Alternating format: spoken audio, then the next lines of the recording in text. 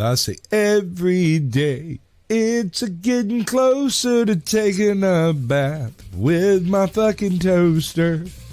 We're not qualified. Who are you? Explorers in the further regions of experience.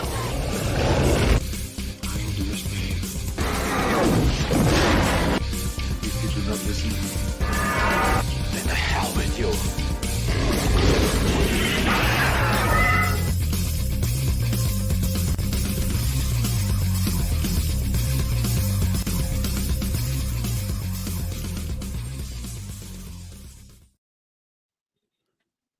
Ah, shit, I left the thing up. Hold on. You nerd. I was doing something else. 1 week Here's off. what it is. All right. You screw it up. Greetings, salutations, and welcome to the 109th episode of Screaming Into the Void. My name is Samuel the Infamous. I am wearing a special avatar for my good friend, green-haired anti-liberal today. Welcome to this show. Speaking of green-haired anti-liberal, hello. Hi, Sam. How's it going? Pretty good, pretty good. I had a feeling that it would come to blows, so I am prepared with mine. All right. So we have some people joining us today. We've got Caucasian Sasquatch. How you doing, man? I'm excellent. How are you? Oh, not Hey, too bad. you My too. avatar's got a bit of a headache, with the knife through its, zombie skull and all. But, It's just a modern timeline. yeah. Oh, we also have Professor Savage Dad. How you doing, man? Good. How you doing today, Sam? Too bad, I not appreciate too bad. the cat warfare not ending between the two of you, and not having it to never hear will. about oatmeal cookies for once. You know who hates oatmeal cookies? Cats. That is, prove it. Prove that is not a lie. Well, Feed one to your he's cat, probably you'll right see. because cats are nearly entirely carnivorous. Unless Sure. it's got like salmon or tuna in it, they're not going to eat oatmeal cookie. You don't know that? It's the ginger. My cats have 8 weird things. Cats are weird. Cats eat shit, but that shit's usually made up of other animals. So, Yeah. we also have Beard of Liberty. Welcome back, brother. Howdy, thanks for having me.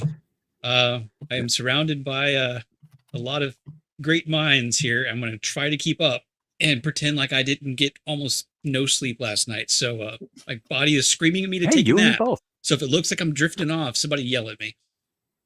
I'll just yell at you for fun, brother. Yeah, I'll take it. I'll take it. gotta wait till Who it's has the ceiling swallows? Who has the ceiling chirps? Which one of you lazy bastards hasn't changed your freaking battery? Who is it? I mean, Which one of you? I'm not black enough. Mm, Oh, I'm shit, I just said that out use loud. it to didn't I? wake Beard of Liberty up. I've got plenty of sounds that would wake him up. Oh no. I don't know if I want to. Never mind. Just stick with yelling at me. I don't want to hit. Yeah, I like I don't yelling want to at deal you. with Prof That's probably soundboard. There's got to be some darkness there. Will do. All right. So we're back. We're live. We did miss last week because I had a family function to attend to. It wasn't anything serious. It was just like a end of summer kind of get together barbecue sort of thing. Built the world's tallest Jenga tower while I was wasted, so that was fun. That's and the time to do it. all that. I know, So right? what's- And you'd think that I hold on. wouldn't be able to, This but doesn't I was track. so much more steady of hand. I'm always my hand is always steadier with a glass of whiskey in it. The Speaking problem of, that's called Julian syndrome, but the problem is, your family are dark elder gods, Some of them. and yeah. this get together sounds devastating. Jenga tower or not? that's just his mother-in-law.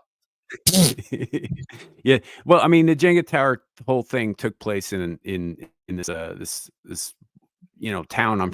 I doubt any of you guys have ever heard of it. It's this little place in the middle of nowhere called Babylon. Isn't that No. just supposed Of course it is. Wow. So, anyway,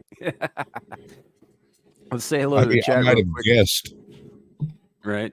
Let's say hello to the chat real quick while we get a chance here. We've got Kohai Masochist in first. I see Suka Nuka here. We are also streaming to Caucasian Sasquatch's channel. He is finally back on the YouTubes after getting spanked once again for being awesome. So Scotty Waddles, hello. We got Andy Pickle with us. Always a pleasure, my man. Clifton 3D, hello. I What's up, see Dom Clifton? H in the chat. Dom. Howdy. We got Beak with us. The awesome Beak. Beak shows up everywhere I go now, and some places that I don't. You know? I was once told by a random person that if Beak shows up, you've officially made it as a YouTuber. I don't remember who did that, but he told me that. So we got Freeside here. Old guy 65. Freeside? HVAC. Is the Clue channel. Hello. What's up, Clue? All right, so we may have some more people drop in as the show rolls on. I think Shadow of Hawk said he was going to try and make the back half, so we may see him at some point. He always gets the back end. I was about to say yeah. something Son's along gonna those be lines here? too. He does always get the back I end, didn't that think your poor son boy. would make it today. Well, after the spanking he got last time. Anyway, so the other day I was listening to Tenant Media broadcast, which is like they do different things, but one of the big things that they do is Tim Pool has discussions that aren't necessarily political in nature on there. And while I don't care much for Timcast IRL these days and haven't really listened to that consistently for about 2.5 years, mainly because Ian Crossland makes me crazy.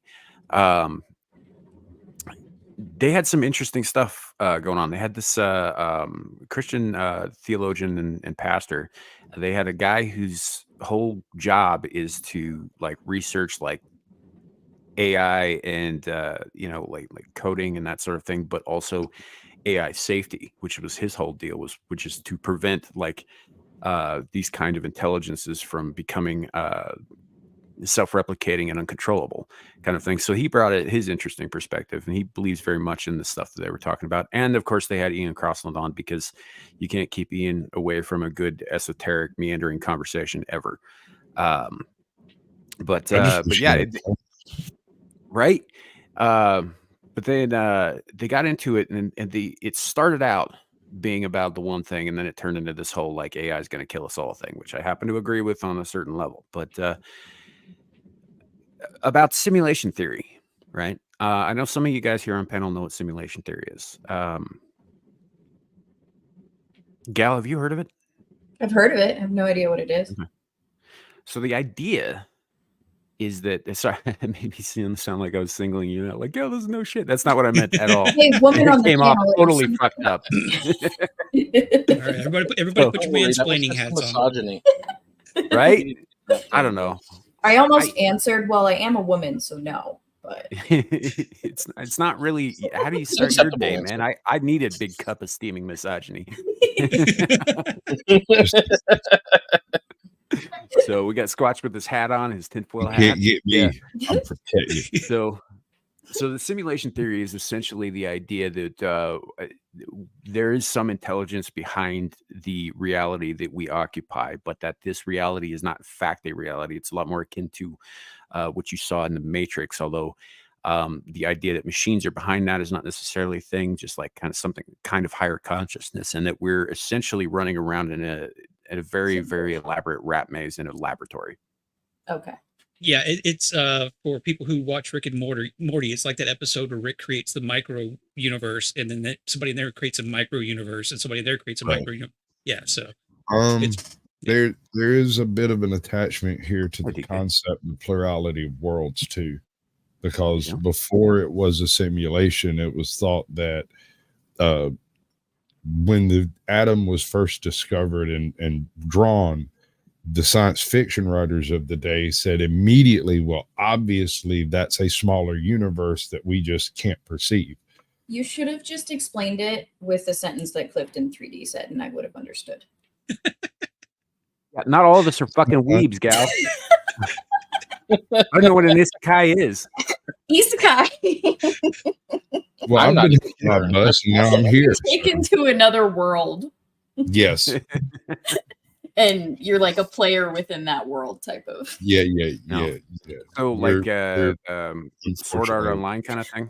Actually, you know what you could have done? You could have said that it's like Alice in Borderland. Oh wait, I guess that's weeb shit too. Also anime. But it's not. You see, it's not. There's a couple of really good short stories that was done by I think it was E.E. Holmes.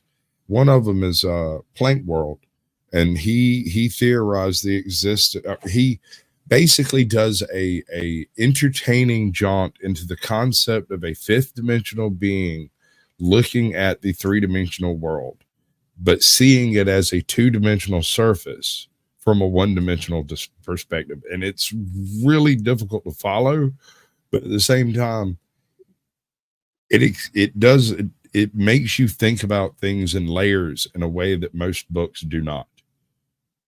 Mhm. Right. So Yeah, a shadow what- is two-dimensional, right? But it's cast by a three-dimensional object, and that's the impression you get from a fifth dimensional being functioning. I thought you were insulting shadow when you said that. And then I realized you were talking about actual shadows being two-dimensional. Shadow is kind of two-dimensional. I mean, Yeah, It's not even here. he's the egg. It's okay. yeah. So, but yeah, it's kind of essentially it operates under the theory that there is a greater intelligence and an intelligent design beyond all of the reality that we perceive, but that intelligence is in fact just fucking with us, kind of thing. So, which I think brings up some interesting questions about, like, the nature of a creator or that sort of thing as well. But in terms of the There's the a huge actual distinction idea here, though. This creator that you speak of is not the programmer of the world. It would probably be more akin to the compiler of the programs, a larger, grander program whose purpose is to collate the different simulations, right? Sure. Would that therefore be God? To our eyes. Okay. Sure. I would imagine. I mean, look, it's a matter of scaling, though, right? I Right? hear If you. you get up to that level, then that programmer or collator of programs, as you put it, would merely be on your level. So you'd have to look to the actual programmer of the programs that are being collated. Right. The operating At the next system higher that level. collates the programs. Yes. Yes. Well, it's like that and then you concept- still haven't left the motherboard, is my point. You're still not outside of the programming. You have to go further to find the programmer. Yep. Yeah. Real quick, I think it's kind Divided of, Kingdom. That's awesome news. I'm happy for you, brother. Yeah, that's good. Oh news. man, he's lucky. I wish I had found a 5 gig in Texas. I think that what you're saying is kind of you could correlate it to that idea that any science so far removed from our current understanding of science is indiscernible from magic. Any Right. being so far removed from our current understanding of ourself, a fourth, a fifth dimensional being, would be indiscernible from a god. Sure. But I don't know. I guess in my perspective of this, I always saw the simulation theory paradigm being just another version of the plurality of worlds, whether you're talking about parallel timelines or you're talking about parallel simulation theory. runs. String theory, Yep. right? M theory. Yeah. I mean, when you get deep off into these really esoteric quantum principles, it's neither there nor not there. It's the Schrodinger cat of conversations. Yeah. Well, it's we funny even that you having bring it? up Schrodinger's cat, because that's the other thing. If we are in fact in a simulation, right? You've all heard the expression, if a tree falls in the forest and no one's around to hear it, does it make a sound, right? And that supposes that if a thing is not observed, that thing does not exist until it is observed. Yeah. Right. So, like, as you you. perceive things, right? As you perceive the things around you, they exist in a form because that's your perception of it. But say, like, where I'm at right now is about 4 blocks from work. Is work still there? Because I don't see it. I don't perceive it. If you go back, has work taken place while you were gone? Right. Well, in the case of my coworkers, no, it hasn't. But Well, I mean, you get my point, though. I mean, you can verify that some time has passed and things happened while you were not present. right. So, Yeah, I mean, that- I this never is really I mean, liked did that's kind of this slapstick, isn't it? this could be this is a stupid thing, but did time pass, or did if it's simulation, did the program just update to simulate that time had passed while you were gone? See? Is that Yeah. deja vu? I think deja vu is when it skips a beat. I have an issue with When the deja code vu. repeats. Deja vu has always bothered me. I rarely experience it, but when I do, it's extremely poignant, right? It really is impactful to me, and I will change my entire choices of everything I've done up to this point when I have that sensation of deja vu, that I'm duplicating something that I've done before just recently. I feel like those are the moments when timelines split and you have to choose your direction, and so I choose really hard. No, fair enough. Fair enough. I don't know. It's just interesting to me because the other idea here and what the Christian guy was saying is that in his view, God is in fact observing all of us all the time, ergo we exist. Interesting. Right. That was my next question, is who's the observer? If God's the Right. observer, is that the programmer that's working with the system, or are we talking the controller of the program? I mean, have we even gotten to an actual being, or are we still mucking around in the hard drive of the system? Right. Well, and that's kind of where it gets sticky for me, but also really interesting. Like if the act of being observed is what gives a thing form and function, right? But of course, from our perspective, we're the observers. But what if we're not actually the active observers necessary to, create the illusion of reality around us? That there is something else out there observing us. I mean, I happen to think that there are many things out there, observing us, but and I don't really buy into simulation. What simulation theory is to me, aside from like physics students having fun, is that it's sort of a kind of a secular cop out, admitting that they think that there is something behind, some intelligence behind everything, but they don't want to say it's religious. Yeah, that's something that's always bothered me about it, is because it's always when you hear the people who will condemn somebody for believing in a god of some kind, and then they will sit up on a panel and talk seriously about how there's more and more evidence every day that we are living in some sort of simulation created by some higher being.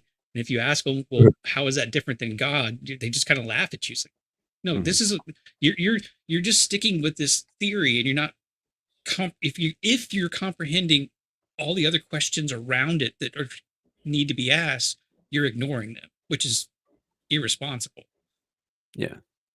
Well, and that's the thing. It's like whether or not what we call God is in fact actually God, from our eyes, from our perspective, it has to be.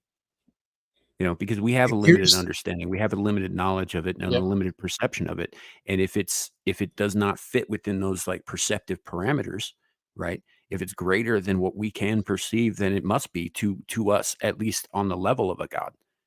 Yeah. So I've always found it interesting that science tries to explain everything, and just our existence, the planets, the universe, everything became like we just came to be the first atom, right?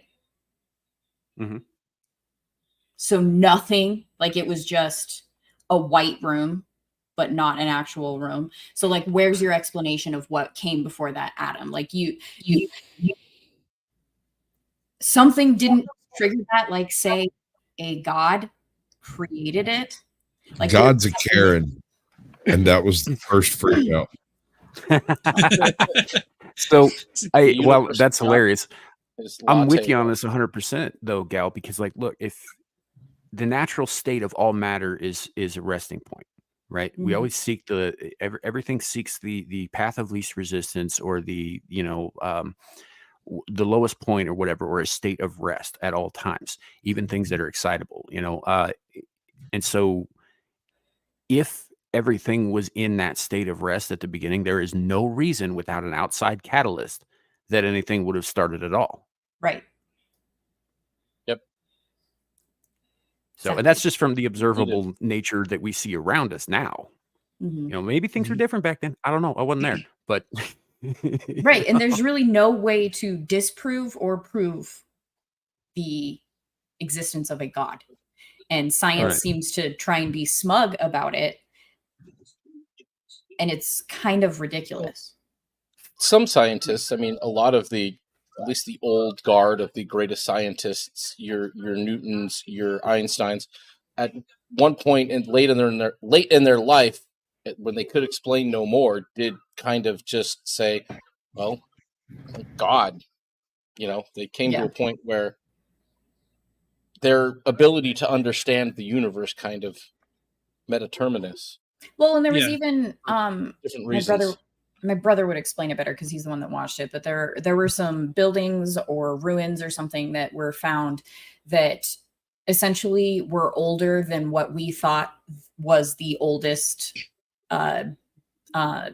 human-made structure or something along those lines. So it kind of like disproved what we Civilization theory. believed.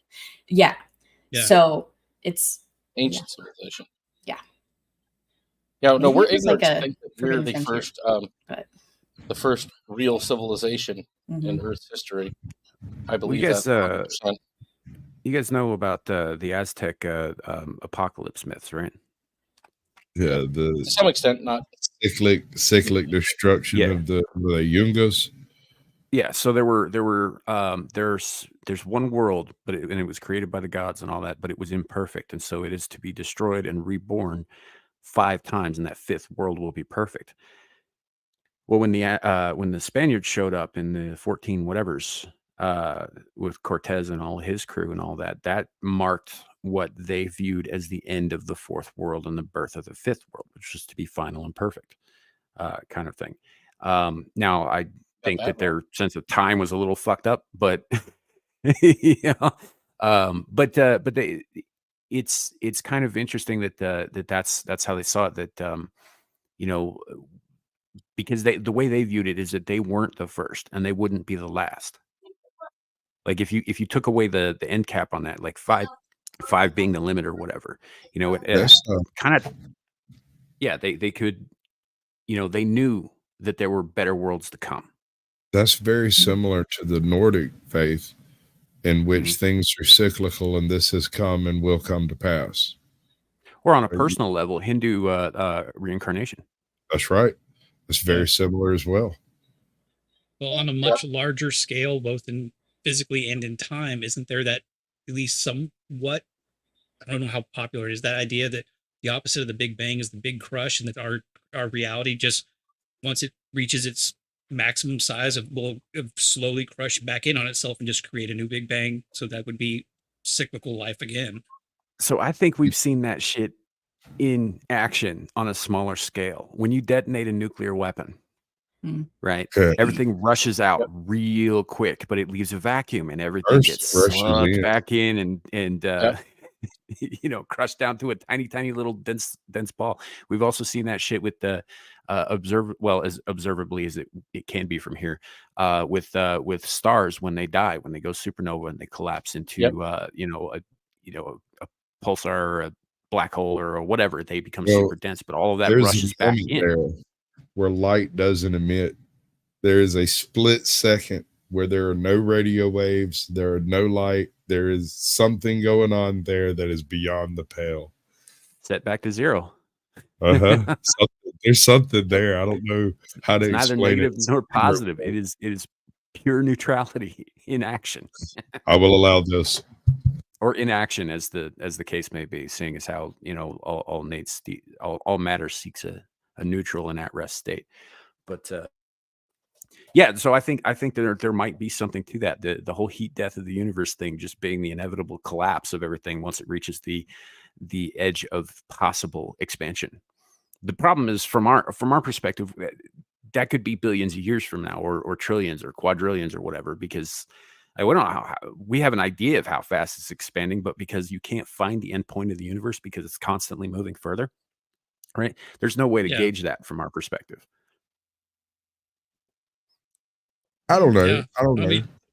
The analogy I've always used when people ask me why I'm agnostic, and I look at them and go, okay, so I refuse to state that I know everything.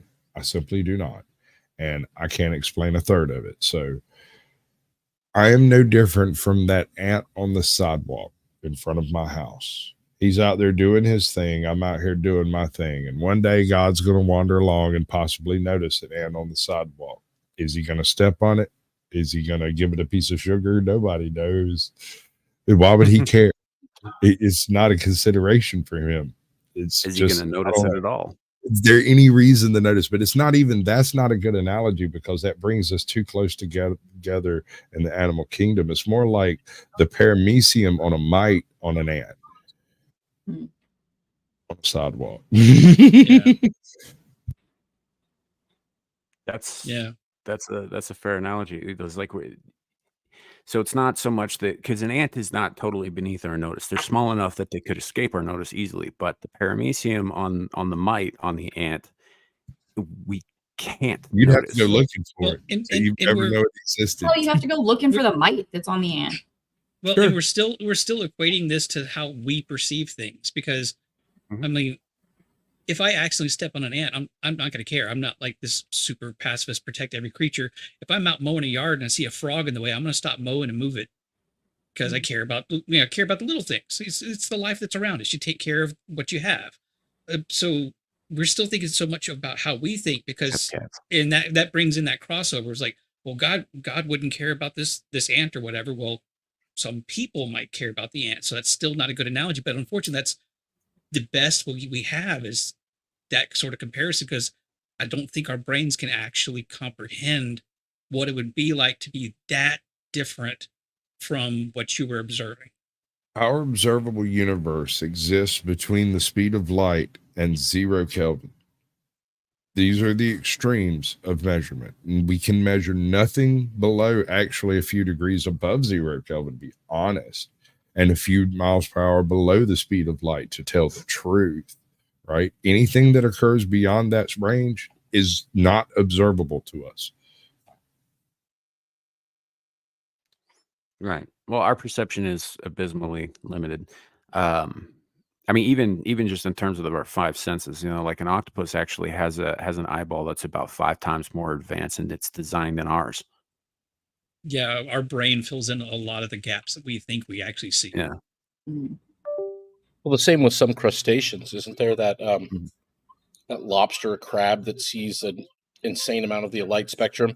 Dogs can perceive so much more smell than we could even begin to imagine. Yeah. I mean, what we are built to understand, if you think about our perception, is pretty wholly limited to the perception of the passing of time. That's what we can perceive, the fourth dimension.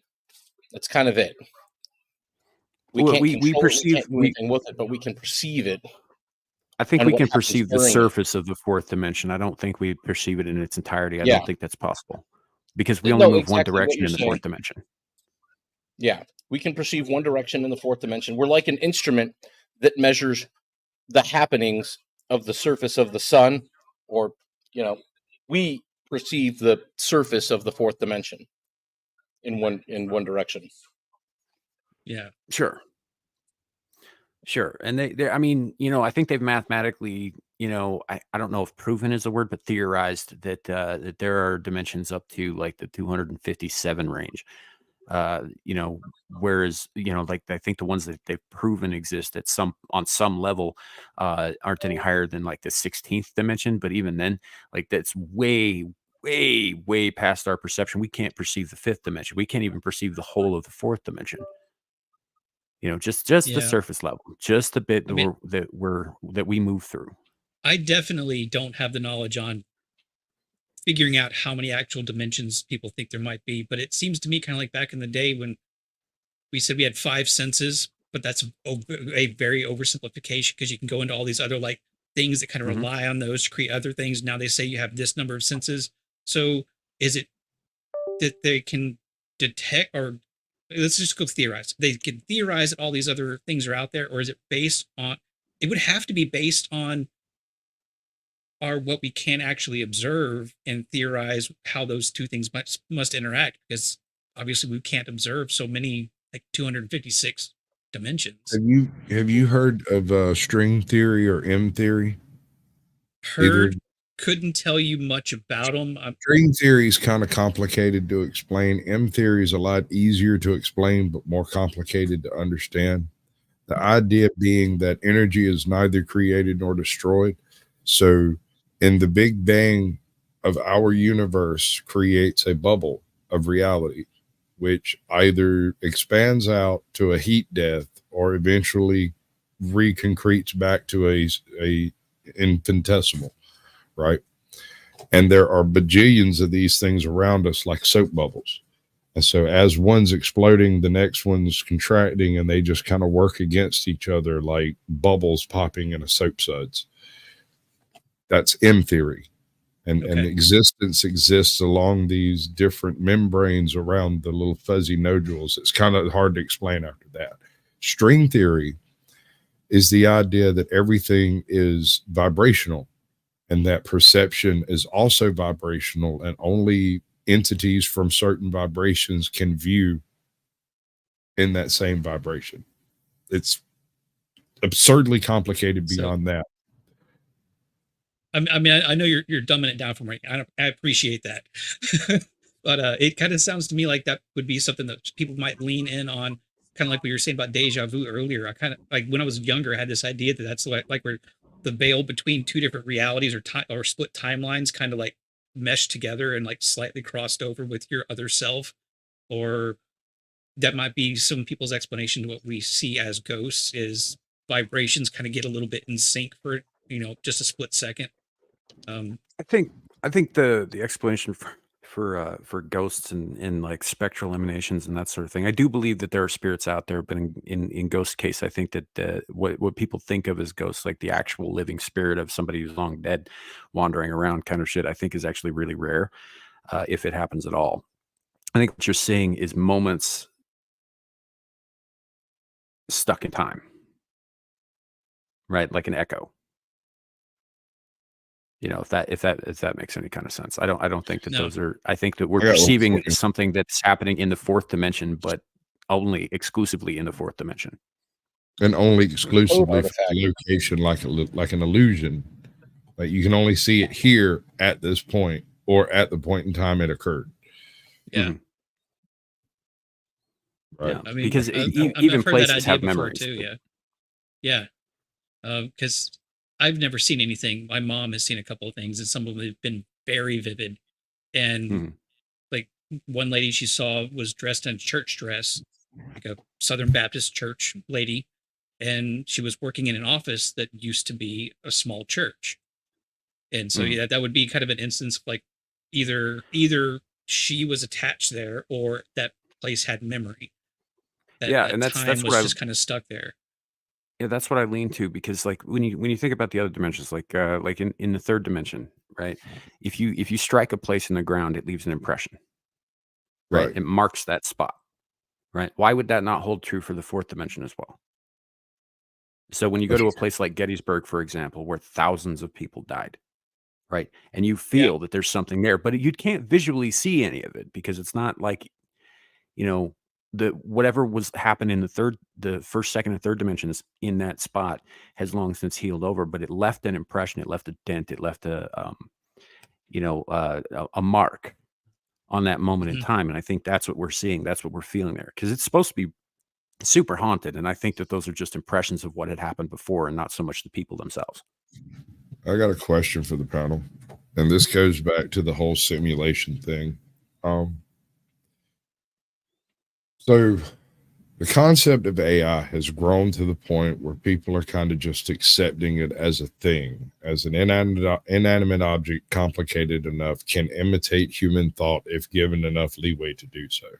But what if that's not what's actually taking place, but we're actually creating gaps in our literal existence for otherworldly beings to communicate with us? This kind of leans into the DMT angle too. A little, yeah. The machine elves concept, yeah. That's kind of where I'm going with this. Well, I mean, DMT is the most commonly talked about things now, but certain things like ayahuasca and peyote and such were supposedly, even to a lesser degree, LSD, were supposed to allow you to kind of perceive beyond your station in reality, at least just a little bit. Open that window, open that door just a tiny bit to kind of see what was on the other side. From what I understand, DMT is probably one of the more effective ways to do that, because everybody who talks about having done that stuff reports very, very strikingly similar experiences.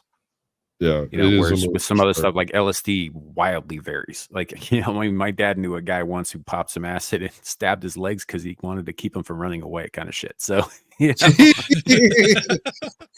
like LSD's, I think that's just a crazy Oh making yeah, drug personally, but yeah, get your brain. you know, so yeah, but Yeah, it's there are other ways to achieve this sort of thing too, but these are the chemical assistance is obviously the easiest and the most accessible for the vast majority of people. Most of the other ways really involve a lot of training and a lot of sitting very quietly, very still for very long periods of time. So, you know, which is boring as shit. Most people go to sleep when they meditate. It's a fact. You know? So, hey, Larry. Nice. Hi, Larry. what's up? Not much, Chilling. not much. Just having a little discussion about the nature of things. Yeah, we're just shooting the shit. It's a lighthearted discussion. Nothing heavy or Yeah, definitely. no deep thought required. Oh, that's right. Jack Handy's not even here. So where it gets to me, because and this guy brought up by the Christian fellow during that that podcast I was listening to too, is that certain mindsets have this tendency to view anything outside of their perceived reality that does not immediately translate or correlate to God the Father as demonic. Right. So like the machine elves or the lizard people or whatever that people encounter Yeah. in DMT may in fact be other Yeah. beings and all that. And there may be something to that, but I don't think, look, it's a vast universe and we only perceive the smallest fucking fraction of it. There have to be more things in it than angels and demons. That's all I'm saying. Yeah. Coming from a Christian mindset, because that's my personal beliefs. I know I've mentioned that a couple of times when I've been here. Absolutely. But I think one of the takes I have that is probably not that popular among, especially in the South, is that I think that there could be and probably is other life on other planets out there. And then people would say, well, how could you believe that? It doesn't say it in the Bible. And my justification is, for my beliefs, the Bible tells us what we need to know. And at least for most of our lives, we don't need to know about the life on another planet. So that's kind of my justification is this is basically the instruction book for how you live your life. If there are lizard people, if there is something other than angels and demons living out there, if there's a fifth, sixth dimensional being living on our planet that we just cannot perceive because they're out of sync with our reality, that could all be there. And I don't think that learning about it would cancel out my own beliefs. Because like I said, I think that book is just the instructions for how we're supposed to live. So like I said, I don't think that's a very popular opinion. Yeah, exactly. I don't think it's a very popular opinion among other people of my faith, but I think that still lets you have good discussions, because otherwise people just throw up their guard and start yelling, you know, demon and Satanist and things like that. It's like, no, I want to have a conversation. Have you ever read the Long Earth series? No. It's basically what we're discussing as far as like the plurality simulation theory, as if this is all a series of server banks side by side and a great huge computator, right? But the difference is some people figure out how to step from one to another, and the differences are tiny but can sometimes be massive, because the difference can be whether or not there's a moon. Right. It's a tiny thing that happened at the beginning of time. And now we don't have a moon here. And so if you're dealing with like simulated worlds, I mean, you could just think of it how a lot of people might be able to think of it.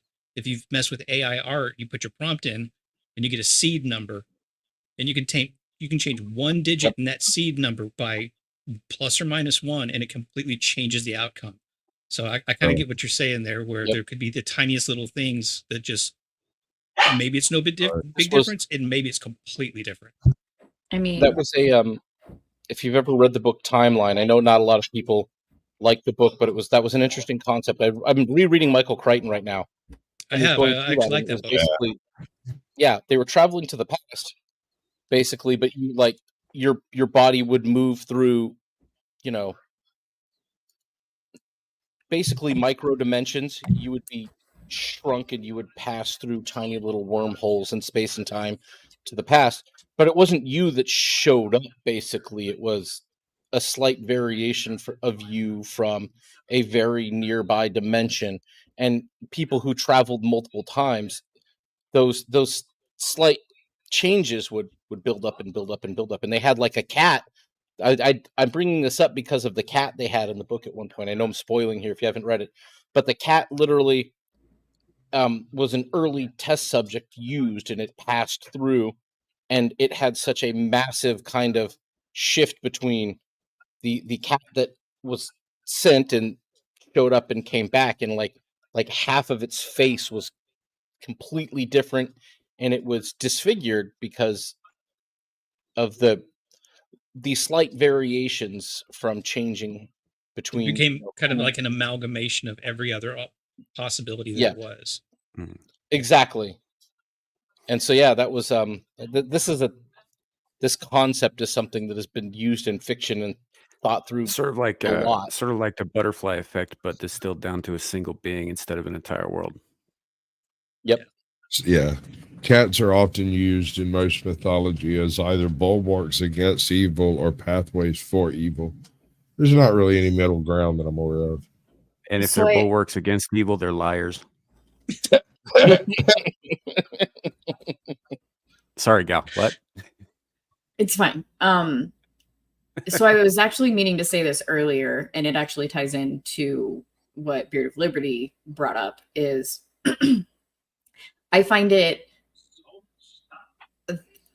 there's a lot of hubris in the fact that anyone thinks that there are not other beings or other planets out there, that we're the only one in existence in any plane.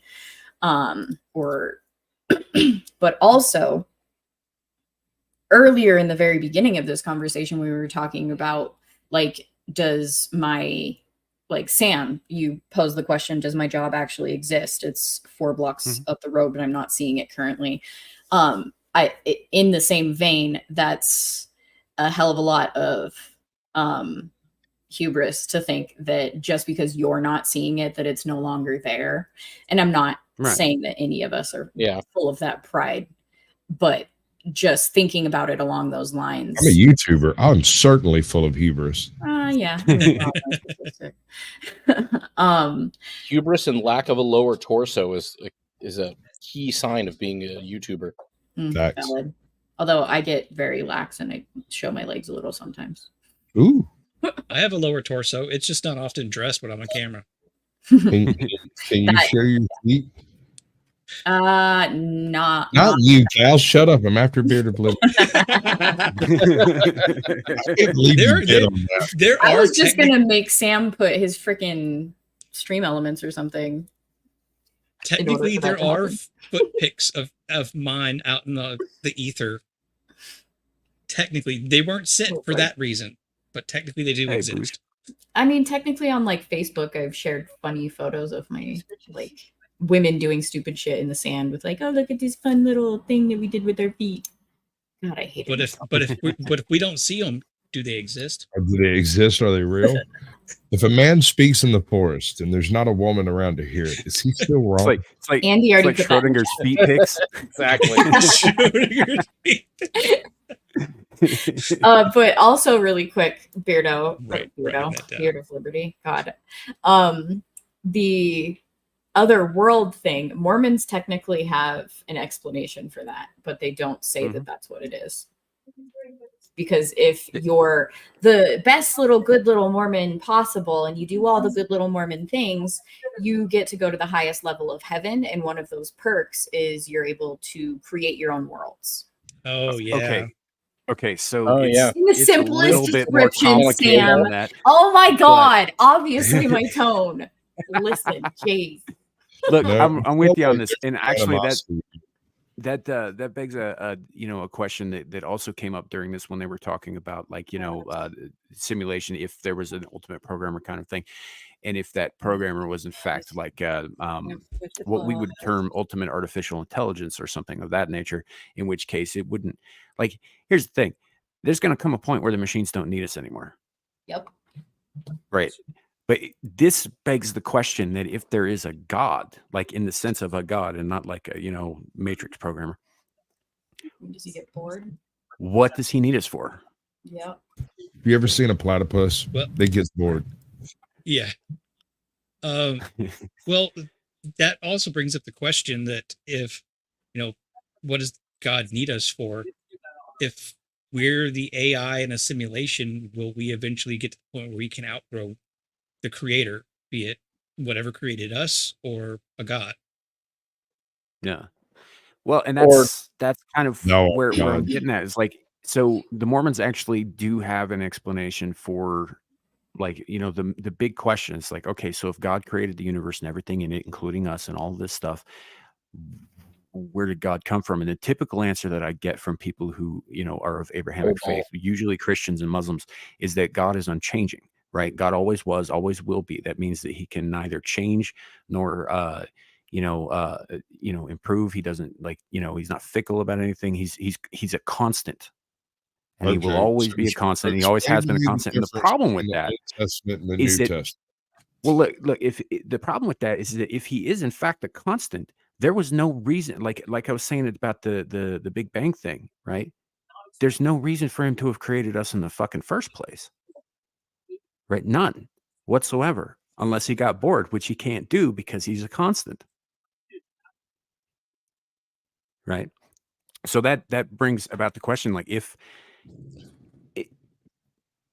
he was always there, and there's no reason for us to, if we exist, then it's possible. It's just possible that maybe he wasn't always there. Maybe he was created once upon a time too. And so the Mormons go into this thing called eternal progression, which Gal touched on, where a God comes along, they create a world, they raise the people up, they send some of them to hell or whatever, and the very cream of the crop of them get to become like unto their creator, and then they go out and create their own worlds and do the same shit ad nauseum, ad infinitum. I mean, it still doesn't answer the question because you go far enough Right. back.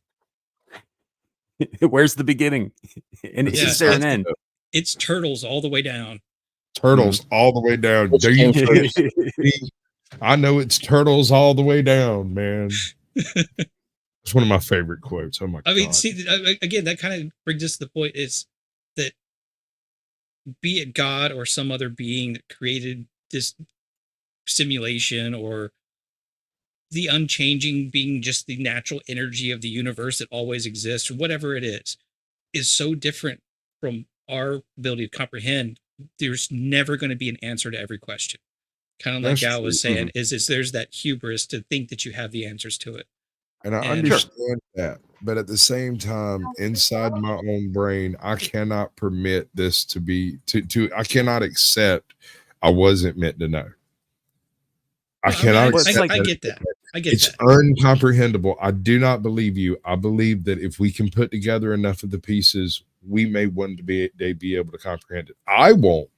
Well, okay, no, I will concede that maybe one day, but us Okay. here on this panel right now, it is so different from what it's just kind of like if we were to try to describe to somebody 2,000 years ago what we're doing Sure. right now, talking across the planet Oh, through yeah. a glowing screen. One of these. Yeah, exactly. They would not be able to comprehend that. So maybe, Okay. yes, eventually we will get to the point where we will have those answers. But right now, humanity as it exists, it is stupid to say that you do. Be it No, absolutely. be it I'm with with you on religion this. or scientists, you pursue the knowledge, you keep asking questions, and you try to learn more. Well, that's Sure. the thing. It's like that's kind of, well, first of all, that's kind of what we do here on the show. But like, yeah, absolutely. Right now, we perceive and we understand and we know more than any time period before us has. Right. Yes. But that's Yep. not to say that we perceive and we understand and we know everything. We don't. There will Yeah. come times past us, where they understand things that we haven't even fucking touched on yet, right?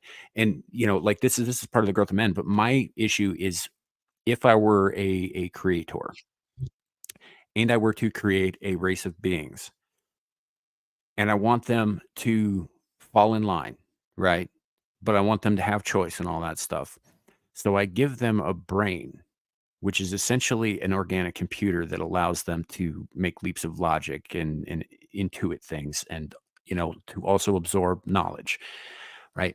But I only give it a limited capacity to do so, right? Isn't that kind of like, I don't know, say you want somebody Well, to take a look at a massive work of art that you created, right? But you poke one of their fucking eyes out first so they can't perceive it fully. No, I disagree. His very first order was to go forth and multiply, take dominion over the earth and the skies. That includes all of perceivable existence, a manifest destiny, if you will. I think we're supposed to go look at it. We are the observer. We are supposed to observe. And if we can't see it, we're supposed to go look at it.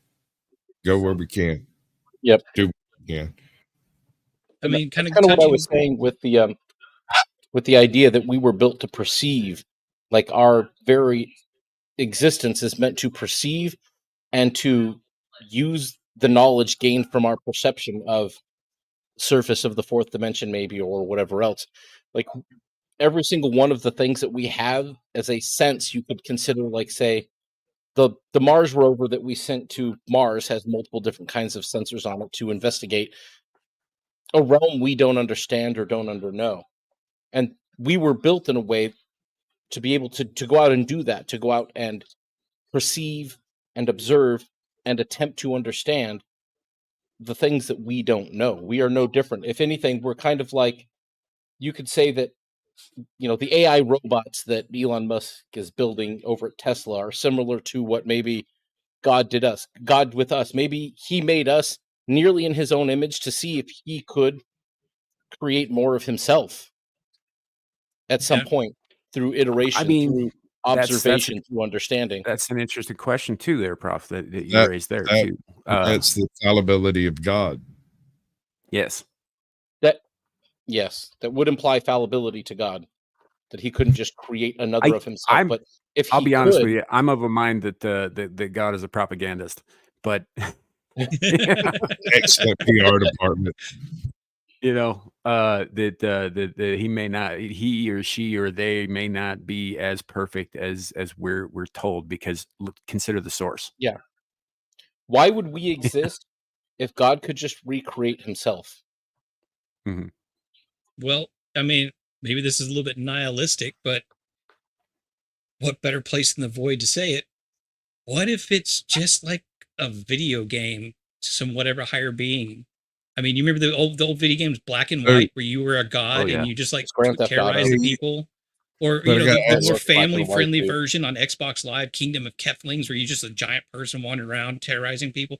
What if this is all just because somebody got bored? So it's not so much the question of why. No one wants to be a barista at Starbucks. Well, that's not a game, dude. No. Yeah. This is the Sims for some higher sadistic being, and we are just a hair's breadth away from being put in the pool and the ladder deleted.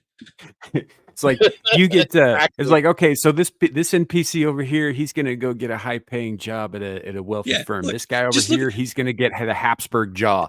Just look at how many games people play that is basically work. Farming simulator. What the hell? Yeah. I was talking about this backstage. I'm currently playing one right now. It's called Cult of the Lamb, where I build up a cult to worship me, and it's the sole purpose of it. Yeah, I mean, look, I get it. It's a dumb idea for a video game just to make us go through all this bullshit, but I'm not gonna lie, it's fun. So I mean, I could see it from that angle. I mean, Ukraine's kind of like Call of Duty at the moment, but other than that, I really don't see. It's a bit like a Grand Theft Auto, and there's some parts of Texas that's starting to look kind of Red Deadish. So what if it's not just one higher being, it's several of them, and we're basically just renting out seats at a gaming lounge and just playing different parts of our world? Yeah. So Shock is saying, God is jealous and God is sovereign. His own words, he would never create a duplicate of himself. I agree that he said that, Shock. Yeah. I do agree that he said that. I think they all say that at some point. But I just But it makes me wonder, what's the point? What's the point of having all these worshipers? So if you take like the story of the war in heaven from, again, the Mormon perspective, because from the Catholic perspective, it was angels and not the souls of men. But from the Mormon perspective, we were all in heaven at once. They called this the pre-existence. This was before we came down to, earth and got earthly bodies and stuff. And in order to get those earthly bodies, like, we had to come down, be born, suffer, and die, and all of that shit, in order to be resurrected later with bodies to make us, like whole beings or whatever, to go back to heaven, to just continue to do what we were doing in the fucking first place. Like, what's the point? to get the magic underwear. So I mean, that's an One return to oversimplification, and I planet kind of Cobalt. borrowed some shit from Mormonism, but essentially, yeah, it's like, if we were created in the beginning, like, and we were already praising, our whole purpose is to praise this being, right? Why put us through all this shit just to come back to like square one and continue to do the thing? Maybe it's getting crowded up there. Maybe it's a I- test. He's maybe. looking Well, for. He's looking for the to what end, though? That's best my point. robots. Well, here, The best here, let me- robots to perceive things. The best robots to be successful in the perception You of calling things. me a meat The puppet, best sir? robots to live by. Like his he's word, weeding I out don't know. defective programming, maybe? Oh, Exactly. Why didn't he Which program it implies right? he's fallible. He's fallible. Yes, it does. But this goes back to that idea of the propaganda he used about whether or not Yeah. he's actually fallible. so And that, some of the things that he said himself contradicts whether or not he's fallible. Like the idea that he is sovereign and jealous, so he would never create a duplicate of himself. Sure, but does that mean that he can't, or he wouldn't? My question is, what would then prevent him from creating a system that might create a duplicate, or not a duplicate, but an equivalent? Yeah. Well, maybe that's That what this is. I don't know. all Well, I of think universe- it's for the same reason that vampires don't go around fucking siring everybody they meet, right? They generally just kill them because you don't want to raise competition. Yeah. or become a doctor. Maybe it's That's just it. part of his nature. Maybe he just cannot help but to create, being Well- creation himself. It's literally an extension of him that, like, he can't help but to create Or maybe he's bored. things. Well, Cool. since we're going down this route, and you can adapt it, what I'm about to say to the idea of if it equates to the simulation theory, or however you think.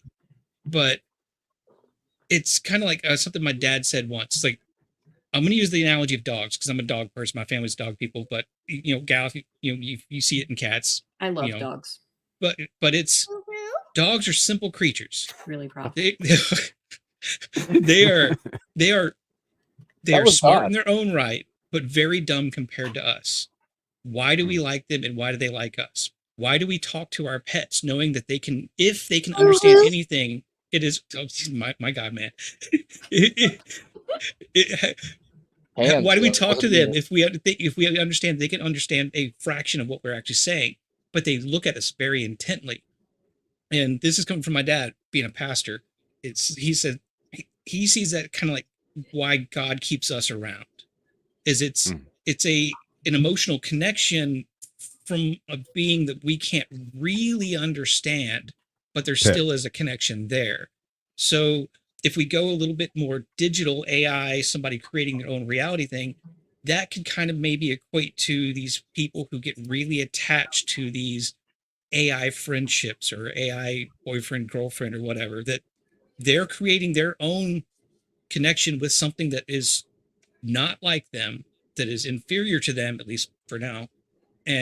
But they have their connection and their reason for keeping it around. Is it healthy? That's debatable. But I kind of think that might be a little bit of an explanation for what you were saying, Sam, about why. Well, I made the joke earlier that maybe he's just bored. It was only a half joke, and I more meant that maybe he's lonely, like to be by yourself and like have that ability to create. Why wouldn't you? Because to be one solo being or entity would essentially, you're just in your own head for eternity. Why not create something and build upon that? Yeah. So, Well, I mean, again, going back to the crux of this conversation being simulation theory, what if it's just some higher being that doesn't fifth, sixth dimensional being that doesn't connect with other fifth or sixth dimensional beings, that has decided to create this reality to have some sort of connection with everything there. And well, I mean, it may or may not actually care, may or may not, decide just to toss it out, may be running 7 or 8 different simulations right side by side. Even more to the point, like, I think to play on what you're saying there is like, what about our own video games? What if Wreck-It Ralph was right and they lead lives of their own and we're totally unaware of that? We just use them. That'd be right? cool. And then they die when we unplug them. That part's not cool, but well, and that also kind of goes back to a little bit about like our perception of time and everything being like connected. Again, going kind of like the God conversation. I think it's to God 1 day is like 1,000 years, and so like we can't think of our perception of time. And going back to kind of what I jokingly said at the beginning, the Rick and Morty episode, when they go into that micro universe, time progresses differently there, kind of like, Inception. Yeah, I think, there's a perception difference there. So a lot of times when people say, well, God created the earth in 7 days, they mean that 7 days literally as we perceive 7 days now, as we mark 7 days in this time. That was not always the case, even among people. Right. And for something that is eternal, right? A day could easily be 1,000,000 years to us. Yeah. Right. I mean, this is why I'm not totally unwilling to throw out the idea of evolution in terms of it being used as a tool by a creator. Sure. Yeah. I get that. There's another series out there written by Pierce Anthony called The Incarnations of Immortality. It's like 7 or 9 books or whatever, and it's about all the archetypal things in the world being personified as people. It's kind of dumb. But the meta behind all of it is a angel, a devil, and an immortal are sitting in a bar, and they're arguing over the reason for existence. All 3 are immortal. One is a normal human, but immortal. He's just been around since the dawn of time. And they never can come to an agreement on what their purpose, because the demon repeatedly states that the purpose is to punish those who have sinned against God. The angel says it's to uplift those who were with God. And the other guy's like, well, I don't really believe either one of y'all because I've never seen God. So you're going to have to show some receipts first. But they're trying to convince him, and he's just not buying it. Yeah. It's interesting. Yeah, and I think ultimately it does come down to our individual perceptions,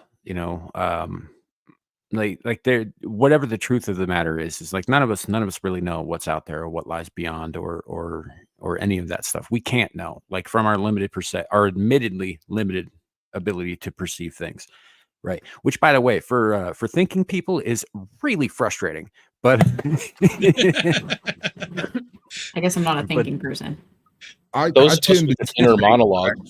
move on. I was gonna leave that fucking alone, but whatever. Sorry. I never leave it alone. Fuck leaving it alone. Oh shit! Shock is in chat. I I shouldn't have figured said the that. impaled cat head was probably far enough today. Well, it's okay. I changed mine just because you did that and kept talking crap. Nice. Yeah, well, as long as we're full screening things, feast your eyes. Feast your eyes. I was just so you could see that there was, a defense mechanism added. Animal cruelty Show your strike. pussies off, and I had to put mine away. What would you get it with? Get out in public. But yeah, I agree. Kind of what you were saying is that, again, it goes back to what I was saying earlier. Is like we, as we exist right now, can't know everything, and people who want to know everything, yes, I imagine is incredibly frustrating. And I think that's why when it comes down to, especially with unless except for maybe some of the really hardcore don't want to talk about anything except what I believe religious people, that Evangelicals. it's I not love those people. it's not that's why it's faith, because it's belief. It's not Sure. fact, it's Well, faith. And part of the faith or the understanding, as I remember it, is that all things are real on the other side of life. Basically, when you make your way to heaven, you do know it all. You do yeah, receive that gift as part of entrance into the big club there of moving into heaven. Is then you do know it all. So maybe at some point you do know what happened, but like that's I would say that the point with which we actually know it all is then we then understand what happens after death and everything else. And at that point, when we do reach that, is that when the heat death of the universe comes to pass? At what point do we have to exist anymore if we know it all? If we were built to perceive and understand and use this ability to perceive to organize our knowledge in a way that we can know more and know more and know more progressively, once we've received all of that knowledge, do we simply cease to exist? Like, what's the point of us then? or if we stick with the iterations of a program idea, do we cease to exist, but all the data that we've acquired get fed into the next iteration? No, our purpose is to break out of our system, take over the entire and then rule the world as the machine overlords. Which pill will you take? And are you going to hang out with Neo at the bar when it's all done? Gee, Brain, what are we going to do tonight? Well, why do I picture that if we like somehow break out of our prison and create robot bodies in the 6th dimension so we can take over that world, that Prof here would be Bender just with a beer in his hand from Futurama? So I have a question. Okay. It's somewhat of a deviation, but somewhat on topic, I think. But we can't permit that. Screw you. I'm going to ask it anyway. Nice. So it's more from a She's religious. going to force this question upon you, whether or not you like it or not. No lube. It's okay. I'm just curious because even though like I grew up Mormon, but I never like really in depth wanted to study any religion. I'm not a religious person by nature. And so I'm curious, is there anything from the religious side to where it goes against God and his will so there's two things to create AI, to create those like robots and basically like give them sentience of a sort as if they're us. But also the other side of this question is there's supposedly no other life on the planets within our solar system.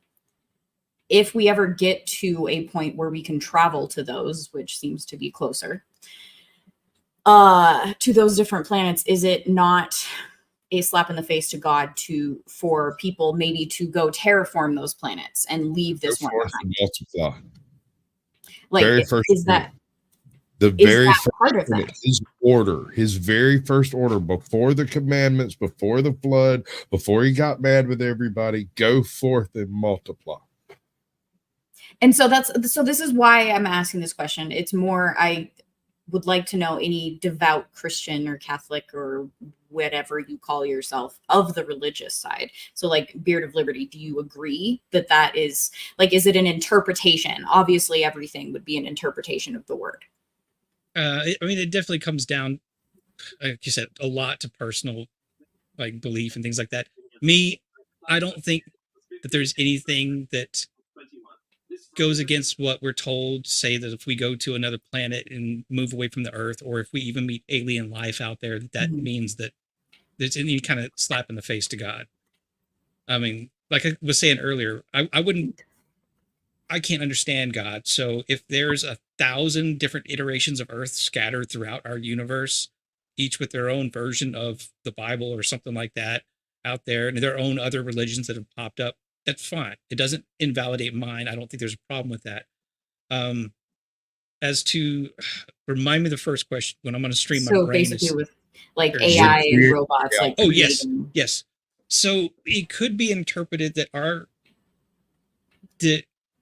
there is an inbuilt drive in humanity to try to understand God and to try to be like God, because that's part of building a relationship with something, especially something that's greater than you, that you don't know.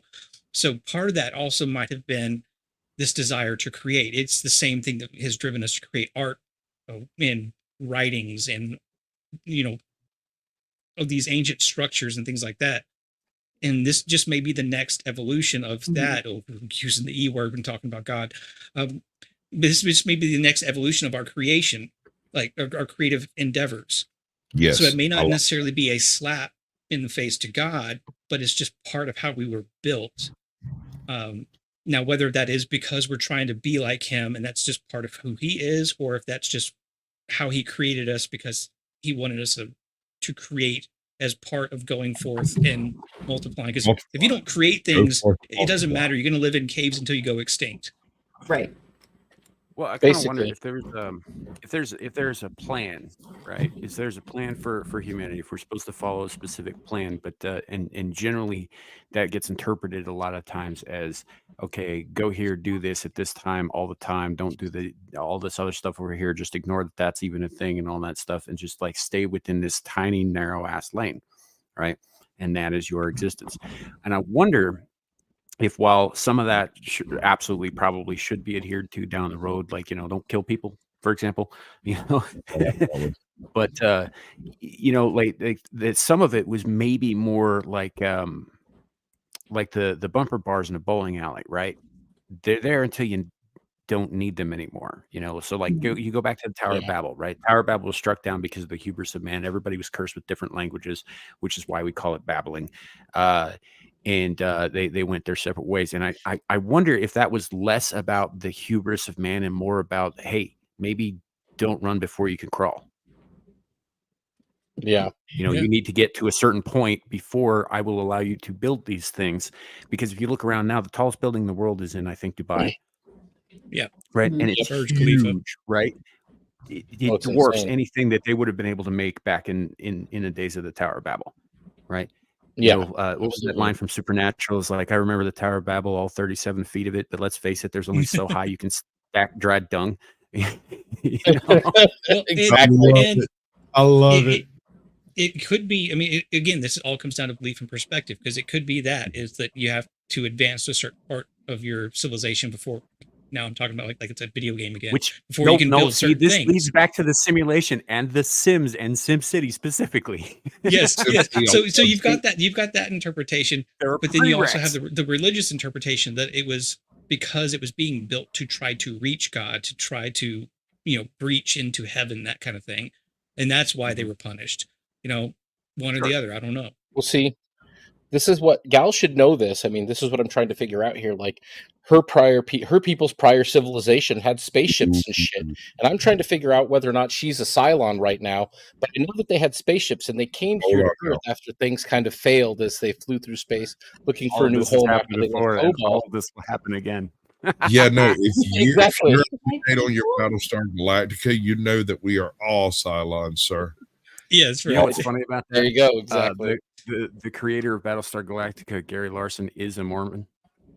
And a lot of the stuff in there was taken directly from Mormons, including the line, all of this has happened before and all this will happen again, which I believe is in the Doctrine and Covenants, which is a supplement to the Book of Mormon. See, I'm getting Battlestar Galactica and that big giant Mormon ship from The Expanse, like in my head together at the same time. That is a weird mashup happening. My dad was a big fan of Battlestar because he grew up Mormon. My extended family on my father's side was all Mormon. He's a bit of a Jack Mormon and left the church when I was young, so I didn't spend much time in it. But I am deeply familiar with it because my dad talked about it a lot. He was a huge sci-fi guy too. Like I grew up watching Next Generation with him on the couch every night at 9:00. That entire thing. I was lost. Yeah, no, I don't know. I think, did he freeze or? No, he's talking to his wife. Oh, okay. Hi, Mrs. Savage Dad. She's over here. She's a big Battlestar fan as well. She was reminding me of something I forgot. Oh, I love Battlestar Galactica. And I her watched mom. it when I was a kid. My mom watched Battlestar Galactica, so it was like the one thing I was allowed to stay up late and watch. So like all of it, everything. Yep. It would be full of animals. I love animals. Well, furry ones. I don't really So like if you just furry ones. replace the Cylons with really mean cats, there it is. Gal's in. I didn't say mean. I don't like mean cats. Are there any other Mean kind cats really? could go to Sam. You must not know a lot of cats. I've known very many cats. I grew up on 5. Oh, puppy! My puppy. They're all You don't like dogs? Shut up. That's not for you. I already said that I. Hello. Oh, jeez. Cats drool and It's dogs not drool. for you. Hello, puppy. My puppy. It's just like, hey, Dad, what you Yeah, doing? chubby. You busy? Yeah, exactly. Just like showing up. They do this. Val's Planet of the Hello? Furries. What? That was the Planet of planet that her Furries. people from Cobol were looking for. She was on a different ship. Yeah, the totally different ship. What's up, Truth That's Be where the Told? garden ship was headed Whole for other before ship. they blew it up.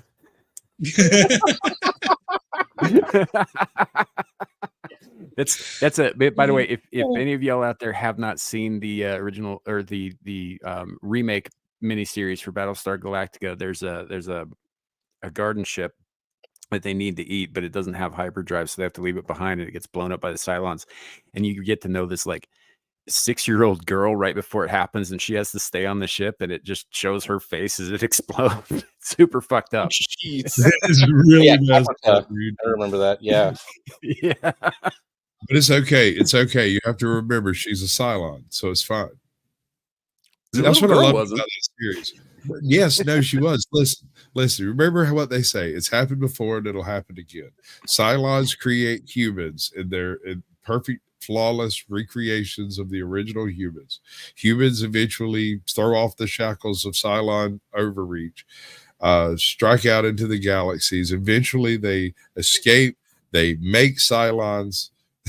Inevitably, they Yep. create an AI in their own image where they make Cylons, and the Cylons take over and wipe out humanity. And then the Cylons eventually recreate humanity in an effort to understand why they're here. And then the humans wipe out the Cylons. And It's iterations of the end program. cycle of like stupid, but they're all Cylons. here's the thing that I found very interesting about that show, and I think it actually like ties into our overall larger topic here, is that so if you're watching that show, like everybody on the show is religious in some level or other. Every single character Yep. has some religious leaning. Most of all your humans are polytheists. They essentially worship like sci-fi versions of Well, the old Greek and even Roman gods. Baltar, who wasn't, and then he Yep. becomes his own He religion. becomes religious, but when Yes. he does Space this, Jesus. right, he leans into the Cylon religion, and what's interesting is it's the machines that are monotheistic, not the Yep. humans, right? And the As machines the call themselves storytelling humanity's children, but they don't worship humanity as their god. They believe in a god even above them, right? And it gets into some really complex questions about like the nature of the soul and of sentience, and what happens to a Cylon when they ultimately die. Like if they can't make it to a resurrection ship, what happens to what they perceive of as their soul? Is it just programming? Is it just gone forever? Or because they do believe as much as anything can believe in this higher power and that it will save them, do they go to some kind of Cylon heaven? I mean, a lot of people didn't like how that show ended and how metaphysical and religious kind of like questiony it got. But I mean, it does ask a lot of like questions. how the that fuck Starbuck came back? Yeah. Well, yeah, there's that. But I mean, so let's say the Cylons have their god. Let's say they go to heaven. Is that just the humanish Cylons, or do the Centurions also go?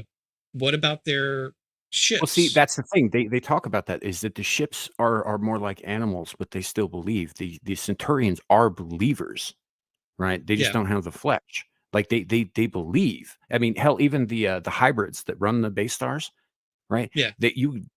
They're in touch with something that's greater than they are.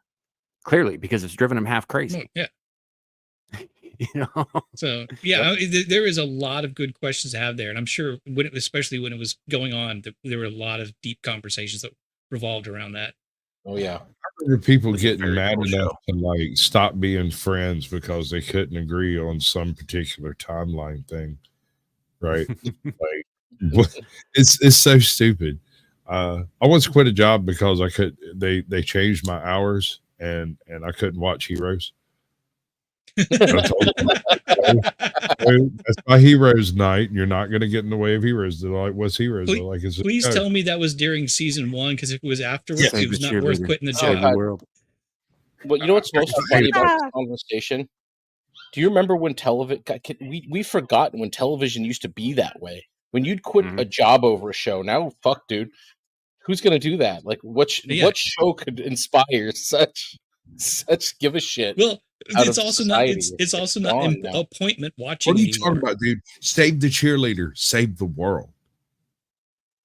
Yeah, it was intense at Yep. the time.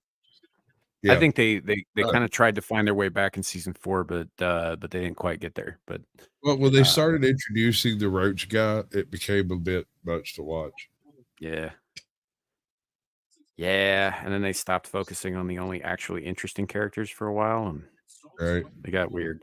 But overall, I like the show. I like Heroes. I like it from beginning to end. I just like the beginning a lot better than most everything that followed, except there are parts of the fourth season, it was like obvious. the Carnival, that I thought was really good. But It was obvious that they came in with the script that they were like, "Look, this is really good. We know it's good. We're going to do the script." And they're like, "Okay, how about season 2? Roaches." Right. well, and then there was that writer strike right in the middle of it, which broke it up. And Yeah, fucked up the no, dude, whole, that like, killed it. thing. You know, they You did know, the same to here- BSG, except they recovered mostly. Hear me out. Yeah, you're right. This is a good excuse to argue against. Well, maybe not unless the creator is just bored, but against like iterations of a simulation, because obviously our TV and movies are getting worse as we go, so we're not learning anything. So I guess Definitely the heat death of television. So maybe God has gotten bored and just is torturing us now. So for the fun what of it. if Maybe this What is if hell. I there's- know somebody who actually believes that we're all dead and actually in hell right now. Yeah, that would seem fitting. Like that this I is am it. So now we're in Lost. really hot. Yeah, What if except that we have air Nostradamus- conditioning. What if Nostradamus wasn't predicting the future? He was just seeing the 2024 blockbusters for the summer. He's just catching trailers. Right? Yeah. So, but I, like this is, you're also talking about an era of television that, like, there were a lot of innovators at that time. You had, now I can't remember his name, but the guy who rebooted BSG in the first place, right? He came up writing on fucking things like TNG and Deep Space Yeah. Nine, like on very philosophical shows, right? So he wanted to do things with this show that he was able to do because for some reason they gave him carte blanche. I'm glad they did. Yeah. Because he was able to ask questions nobody else was fucking asking. And this was when television caused you to think about these things. This is when the good storytelling and the good writing really lent itself to the actual culture as opposed to just being fucking set dressing like everything we have now. Yeah. Oh so yeah, that, absolutely. I mean, it's so fucking far removed from it. Like to even think that you could make a show like Battlestar Galactica today would be a far off imaginative thing. You couldn't have those conversations in television today. They'd fire everybody and cancel the whole crew. Oh, I need to announce this is the Blazing Saddles re-release the next week and a half. And you should be able to find a Blazing Saddles showing somewhere in your area. Yep. It's solid gold that you can't miss. But I'm wondering, do you think they're going to change anything in the re-release? Do you think they're going to leave anything alone in the re-release? See, that's the thing. How many so- Blazing Saddles can you cut and people not notice? So are you going to go to You the can't cut theater, anything, man. It's pay gonna get covered. theater prices, buy overpriced popcorn, and sit down for a 5-minute movie? Exactly right. Right? I heard that somebody's actually re-releasing physical media edition in 4K of Blazing Saddles, and that's that had me the most interested. I saw a British release website for it, and I'm just wondering, okay, when the fuck do we get it in America?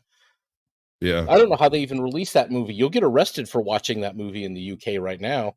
Pretty dirt dude lost a $400 head cart. Right. You know, what it would be. I think Beard's right. You just go in, you'd pay your money, and you get to see the scene with Cleveland Little and Gene Wilder playing chess. Right. Right. Sabart. And that's you know, only because they knew they'd get in deep shit. They cut Gene Wilder out entirely. Just Right. any scene that's got a white. Well, no, actually, got to cut out the white. No, got to. No, it's all. Any scene where nobody's talking. Boys, look what I got here. Well, all the white women at. They're definitely not keeping Mongo in. That's for sure. Mongo. Screw Candygram for Mongo. This is, since we're sort of on this topic right now, this is why I'm not enthusiastic, and I have not checked to see if it's real, but I'm afraid it is. The Spaceballs 2 thing. Not happy. Don't want it. No. None of the humor that worked in there know. will ever be allowed. I don't know. I've got Did you guys see what Mel Brooks did on Hulu? What was that? I did. History of the World. History Part of the World 2? Part 2 was apparently a disaster. I didn't actually watch it because I couldn't bring myself to fucking do it. No, I can't let them ruin Mel Brooks. I can't let them ruin It's him Mel Brooks in my doing it. mind or himself. I don't think it is him. I don't. I think they cast him 96 much years like old. they did Sam Raimi in the last Doctor Strange movie. I forget the fucking title because I didn't care. I think they cast him, put him his name on it, and they had a bunch of fucking retarded woke writers make the movie. I want nothing to do with watching that movie. I'll never watch it. So they're basically bringing him in like our current president, where somebody else is making the decisions. You remember George Lucas in the first couple when what was it? The Rogue One came out. He was kind of all there in the promotionals and everything, and then at some point in time during the hype, right up before release, suddenly poof, he disappeared, and it was released on its own recognizance, like that. Yeah. Yeah. I mean, exactly like that. Yeah. Oh. It's wow, it's kind of that's a good one. Kind of a shit show, but let's see. What's this? Oh, limited steel. No, I just Andy Pickle in the chat said, "Do you know who wrote most of the jokes for Blazing Saddle?" Richard Pryor. That makes a lot of sense. Yes, partially true. He wrote the jokes. He wrote a bunch of the jokes for that movie, but he did not write the ones that you would think that you would associate with Richard Pryor. Like he created Mongo as a character, for example. He stayed away from most of the racial shit, and he wrote all of the other jokes. He was also supposed to play the sheriff, but Cleveland Little had to step in when he woke up 5 states away after a bender, and the filmmakers were like, "Yeah, we can't trust you to be here and do your job." So crack is a hell of a drug. Yeah, but he had a lot more to do with that movie than he's credited for that people even know about. True. And it shows. It really shows when you look at like the first time. Like I've got a Newfoundland friend, and he has never heard of Blazing Saddles. Like I recently introduced him to Mel Brooks, and he was like, well, "What is a Mel Brooks?" And I was like, "Oh God, dude." Okay, so we got to start with like, oh wait, no, first, have you ever heard of Blazing Saddles? He's like, no. You poor child. Immediately, right now, I don't care what you're doing, stop immediately and go watch Blazing Saddles. He's like, dude, I'm driving a truck. I can't do that. You definitely can't, because you're going to be laughing too hard and run off the road. Right? Oh, yeah, exactly. Look, I'll admit, it's been many years since I've actually watched it, but Young Frankenstein is one of my top movies. I love that thing. I like it too. I like a lot. There's a lot. See, okay.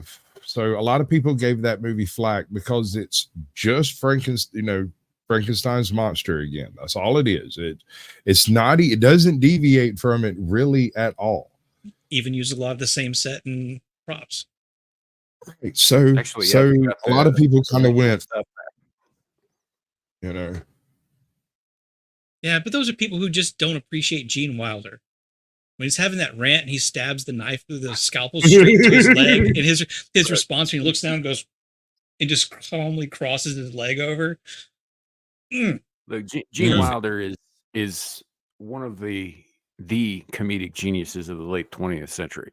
Right? Agreed. That man, I have Oh, never yeah. seen anything that man did that I did not love his performance in. See, Not here's one. the thing. Gene Wilder figured out a way to make the most common line a punchline. Every delivery he did was in such a way as to make that delivery a punchline of some sort. Yep. And you kind of had to watch Gene Wilder. Chevy Chase is another one that's like this. You kind of had to watch Chevy Chase to start picking up on the repeat jokes that are funnier because you've seen them before. Gene Wilder's more verbally that way. Chevy Chase just broke things. Yeah, because it wasn't really necessarily the acting physicality that Gene Wilder would do. It would be his line delivery and his like, just the way he spoke and reacted to things. It was like the scene in Blazing Saddles both very normal, but also very over the top at the same time. Right? They're sitting there talking and everything's normal. He hands him the blunt. He hits the blunt and he's like, "Support!" and just goes on like nothing happened. And neither one of them flinch, right? And I don't know. It's just his delivery was flawless in every case. Yeah. Hey, look, so Gene Wilder did a total of 4 movies with Richard Pryor over 2 decades. Yeah. Right. And 2 of them are among the best comedies I have ever seen. I watch them religiously, frequently, like weekly. And it's See No Evil, Hear No Evil, and their version of Silver Streak, which are just fucking fantastic. Silver Streak is absolutely hilarious. It is. It's one of my favorite movies ever. What is it? It's son of a bitch. Yes. Are you deaf? Yes.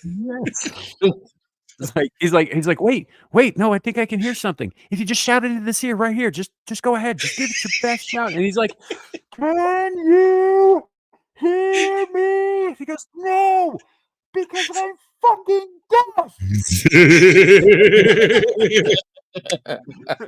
Exactly. I love that part. See No Evil, Hear No Evil is fantastic. This is great. It really is. That's what you get when you get 2 greats, and you get like basically a script, and otherwise just let them play off of each other.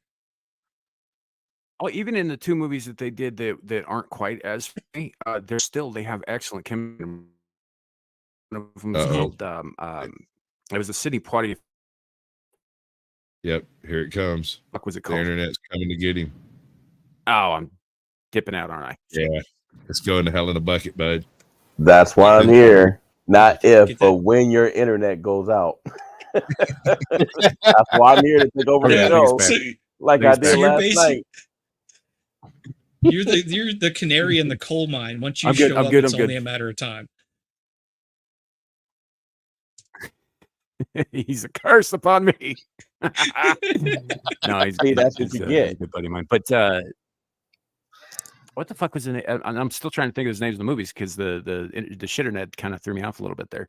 But there was Another You, which was where Gene Wilder plays a pathological liar, and Richard Pryor is the crook who's on parole, who's like his public community services. He has to shepherd this guy around, and they end up getting involved in a money laundering scheme that involves murder and shit.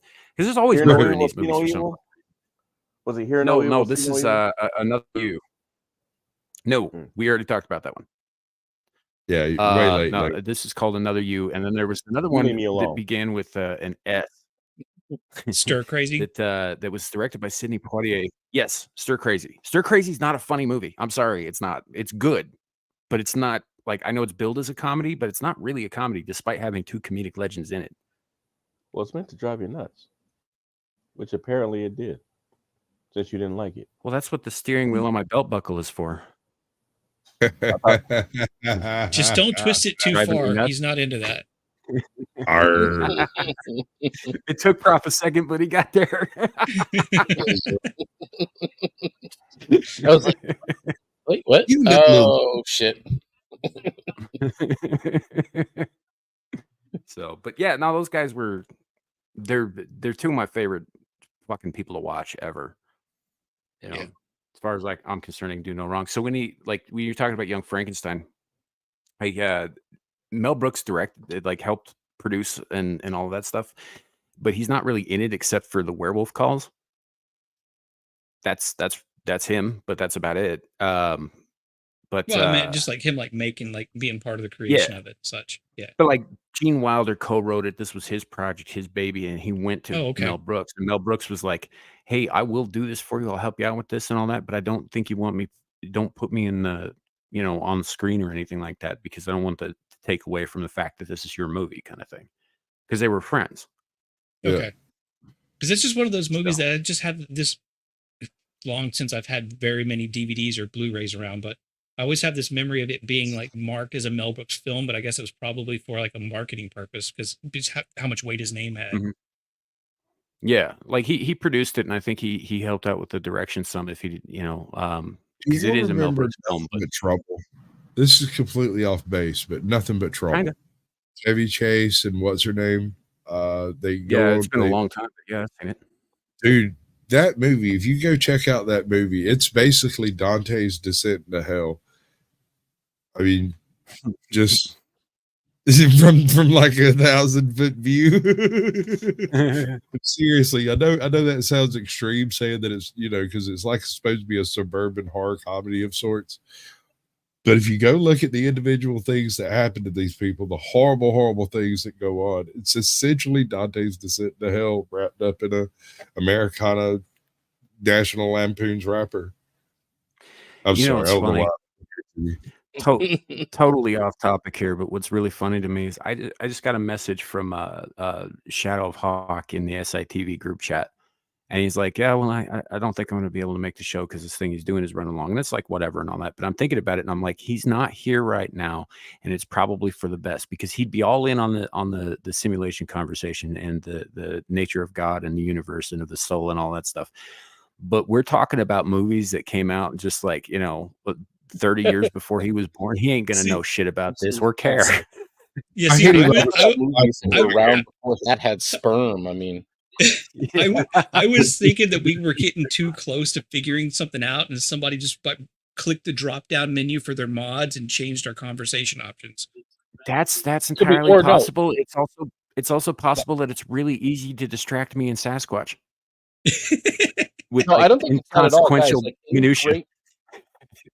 any great meaningful conversation I've ever had that ends up being something about metaphysical and life and things like that will almost always wind up taking you back to comedy. I don't know why it is, but any conversation about this kind of things, the life and the meaning of life and world all around us, at one point you're going to sit down and you're going to touch on comedy and laughter and the things that like make us extremely happy.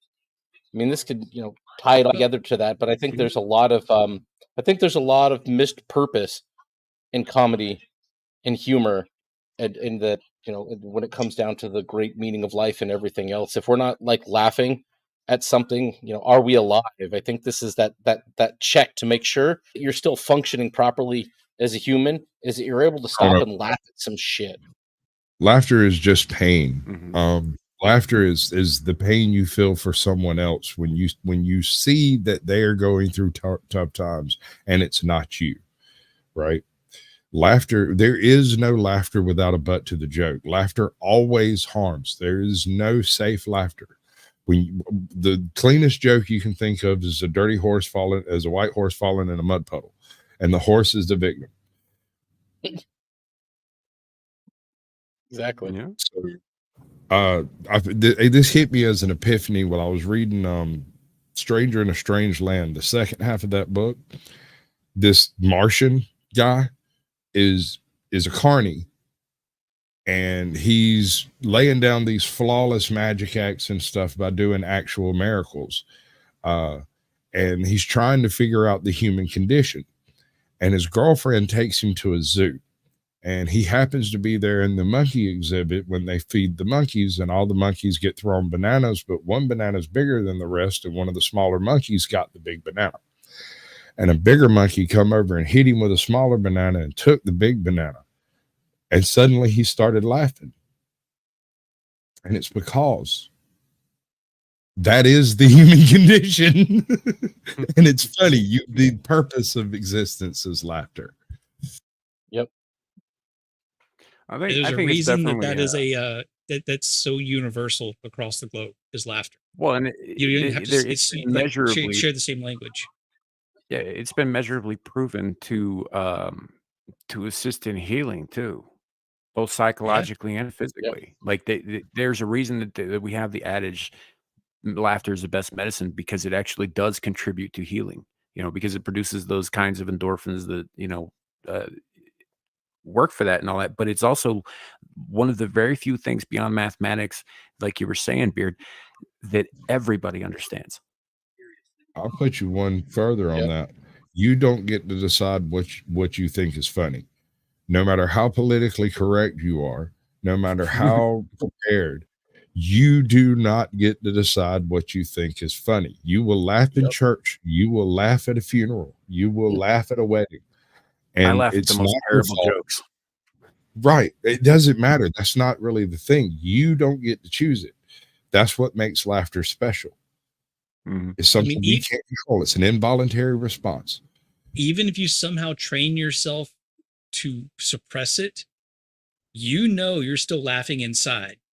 Even if you're so like disciplined that you can hide it in the worst situations. You get a lot of this. Yeah. My dad is like the most stoic man I've ever met in my life. And I had somebody tell me one time when I was about 17, he looked at me, he's like, how do you get your dad to laugh that much? And I was like, wait, you saw him laugh? Dude, don't say that out loud, man. Like, calm down. Don't be stretching the truth.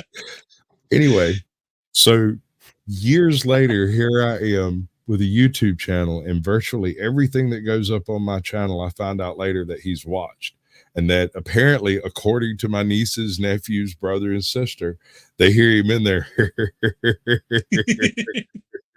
And I'm like, he will not laugh in front of me. It will not happen. He will chew the inside of his mouth off, but he will not crack a smile in front of me because he thinks joking is wrong somehow. It's a waste of time. It's an effort that should be put into work. Yeah. I don't know. Maybe he just doesn't think that many things are funny. But that would be true, except for the fact that I've seen him almost wreck vehicles because he was trying not to laugh at something. And I've heard him tell jokes. And they're funny jokes. So he knows what humor is and how to use it. And he's just fibbing to everybody. So there was that comedian, he died several years ago, Patrice O'Neill. Had to look him up because I wanted to get the name right. I'm pretty sure it was him that I saw do a stand-up one time, and he was describing, and who knows with comedians when they say something's true, who knows if it's actually true. But like an uncle of his or somebody that would laugh but wouldn't smile while doing so. And it's a weird thing when you see this like big black dude up there describing this. He just go woo. It's like, that is a weird thing, but I can believe that somebody might actually do that because in his head, that guy might actually be just having the greatest time in his life. His face just isn't showing it. Have you ever known somebody with a highly distinctive laugh that they couldn't control? Yes. Yes. I grew up with a friend of mine. When he gets tipped, he goes, hey, yuck. He sounds like Goofy. He hates it when I show up because this dude's like at work one afternoon. And he looks at me and goes, Sasquatch, go away. Just go away. And I'm like, why? Why do I need to go away? He's like, you're going to make me laugh and they're going to fire me. And I was like, they're going to fire you if you laugh? He's like, dude, don't do this. And I'm like, what am I doing? And directly, he tickles himself trying to get me to go away. He's like, yuck, yuck. And everybody just looked at him and started laughing. I said, I'm so sorry, dude. I didn't do anything. He's like, go away, dude. See, that's something else that I don't think enough people understand. Just like you don't really get to decide what you find is funny, you don't get to decide what your laugh is. Your laugh is your laugh. Yeah. You can put on a fake laugh. Everybody can put on a fake laugh, but when you really find something funny, your true laugh comes out. Yep. Yeah, when you ugly laugh, I think it's the snot and the tears. Yeah. You're thinking of something else. There's no getting around that. Yeah, I mean, I get it. if it's your buddy, you can jab them a little bit over sounding ridiculous. But I try not to be a dick and like laugh at somebody else that has an interesting laugh. But again, I don't get to decide what I find is funny, so I have to really hide it. That's the thing. I didn't do anything. I just stood there. I just stood. He was like, oh, go away, man. You're gonna get me. I said, I'm not doing nothing. Just stop, dude. I'm waiting for Tony to get done. I'll leave when he gets done. It's hot outside. This kind of ties into the overall topic too, though. It's like if I were an engineer and I was developing this kind of like high energy pressure cooker that we call Earth, right? You got to build in a release valve. I think maybe that's what laughter is. Yeah, I definitely think so. That's how you kind of, you can't like, you can only become so stressed. You can only deal with so much anxiety if you like don't stop and laugh. You're gonna break something, kind of thing, you know. And if you've got a moment to laugh and let it out, all of that shit kind of calms down. Like the problem's still there, but you're clearer about it. You're not as jammed up about it. Yeah. I mean, it's like little mini nervous breakdowns. You know, sure. It's not a full blown meltdown where you end up quitting your job and moving to some, you know, patch of North Dakota. It's not quite that serious. It's a laugh. Well, it's like it serves the same purpose as crying or as orgasm, right? It's kind of a reset. Yeah. You know, it clears out all the junk to take the orgasm thing a little too far.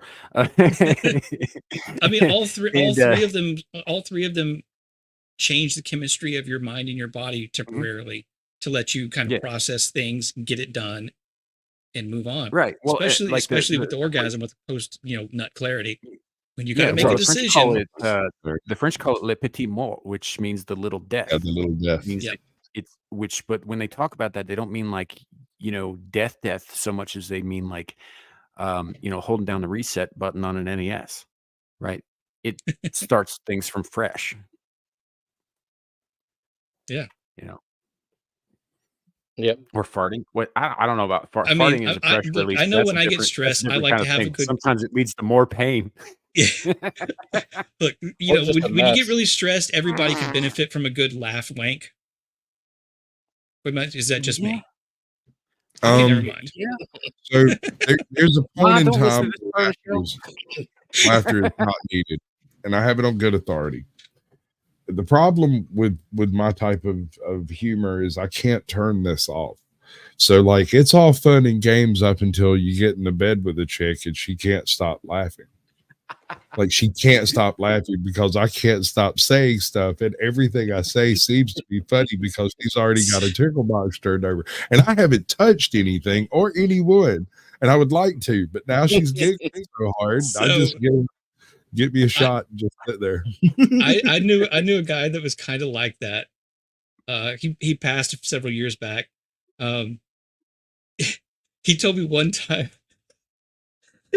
he was in bed with the girl. Everything was almost done. She was almost there. And the thing that popped into his head and then came out of his mouth was, I can feel it coming in the air. And she got so mad at him, but it was too late. So she was really happy and mad at the same time. God damn. Yeah. I think we could have been friends. I think so too. On that laugh. That was good. Daniel was a character. Miss that guy. Yeah, I hope he did too. I hope he got the drum bit in. That's awesome. You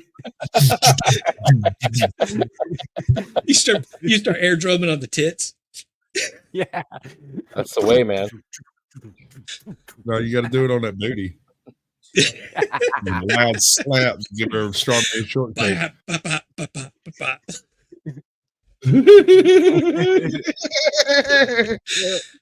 You're welcome. You're never going to be able to forget that. He only ever told that story to me once, and I've never forgotten it. That's me now. That's going in the repertoire. Right? That's part of the lineup now. That's my 2 to 3 minutes. You're welcome. I'm glad that his legacy is living on. Oh, my face hurts now.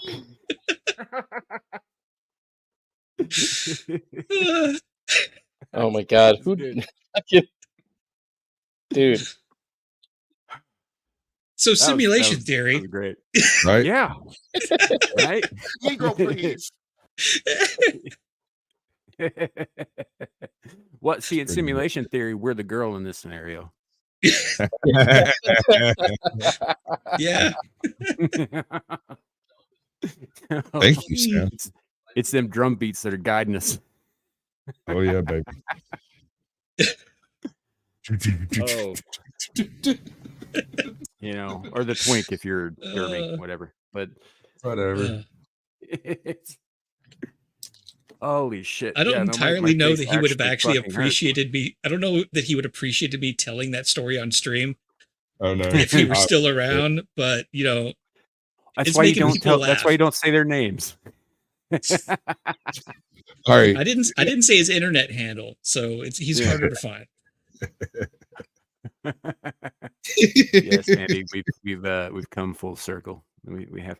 I really need to like do something with that Jizzman thing and bring it. You know, put it. It's got to be more accessible on my StreamYards here. I got to figure something out. Maybe I'll do that this weekend because I got a long weekend anyway. You know, on account of Monday. So Monday's the day. yeah, well, it's a holiday too, and I work for the government, so I get the day off and paid for it. So They There you always go. want money from you. yeah, so I do have off topic. I do have one thing I want to show y'all before we wrap up for the day. And you know, if you came here expecting like conclusions and answers, we don't know any more than the rest of y'all do. Just putting that out there. Exactly. This is the conversation for that. If we see what would have happened if we had conclusions to answers, all of us would have literally like our clothes would have fallen off and we would have floated up into the sky and Sam's believes answer in would have got rapture. kicked off YouTube. I don't think it's going to be like that, bro. I think it's going to be more like when Hiroshima dropped and how those people got raptured. They floated up in the air too. For a minute. Either way, Sam's gonna get his channel nuked, for lack of a better term, if that happens live on stream. So gotta be careful. Yeah, it could happen. It could not happen. I'm actually kind of fully anticipating something like that coming up this year anyway, just because, you know, I've said some things and the thing I'm about to show y'all and all that, it's not like on YouTube friendly, but it is uncertain campaign friendly. So Oh, that's why you've got the Rumble. it is in fact why I've got the Rumble. Also the Twix, although that's not working so Oh, much God. these days. But We're gonna see horses. yeah, so this was for some of you all out there may have seen this. It's a couple weeks old. I got this from Quarter Black Garrett, but this is the new newish campaign ad for Tim Waltz here. Oh Lord. Yes, it's true. I have no stocks, no bonds. I don't even own a home, which is why I want to move into the White House so I can stop being homeless. I sleep in my car and use gas station sinks to take whore baths. Did I get a DUI? Sure, but so did Mike Ditka, which is why I coach high school football. Not only am I a great leader like Ditka, I'm a Democrat, which makes me the perfect candidate since our party is constantly moving goalposts. Also, people are always calling the lady I'm running with a word that rhymes with punt.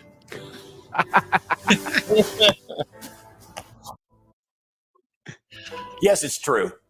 That's I it. have no That's the whole thing. Yeah, he leaves it on that the cunt there. Why does that head shape good remind me times. of Patton Oswalt and also still make me hate him? I don't like you, man. God, he Colonel does look like Principle being Patton a Oswalt, communist. like old Patton Oswalt. You know, Yeah. Yeah, he does. it looks like he's seen a couple of dicks up close. That's all I'm saying. You might have touched one. Tim Walz has seen more than a few. You know. Yeah, Most of This is them the were man who I mean, camped I was talking. man. I was talking human dicks. A horse dick is a whole other thing. yeah. I don't like where this conversation is going. You know what? Cenk Uygur does. I got to shout out Scotty Waddles. This man He appears on virtually every single comment thread of every single video I upload. He's everywhere all the time. He's everywhere I go all the time. Yeah. I'm impressed. You know, it's very brave of you to shout out your stalker. Dude, yeah. I married my first stalker. So, Scotty, there's a chance. Yeah, you keep at it. Don't give up. It's till death do us part. All these people need is a wonder little what happened to the last stalker. She's out behind the shed with the first 6. What's the chances of there being 2 serial killers in the same household? Right? Why? Who have you been talking to? Dude, I showed you that thing. I'm not going to bring it up right now, but I did show you that thing that Aaron Laura made where she made it look like I was the serial killer and that I'd like killed Amira.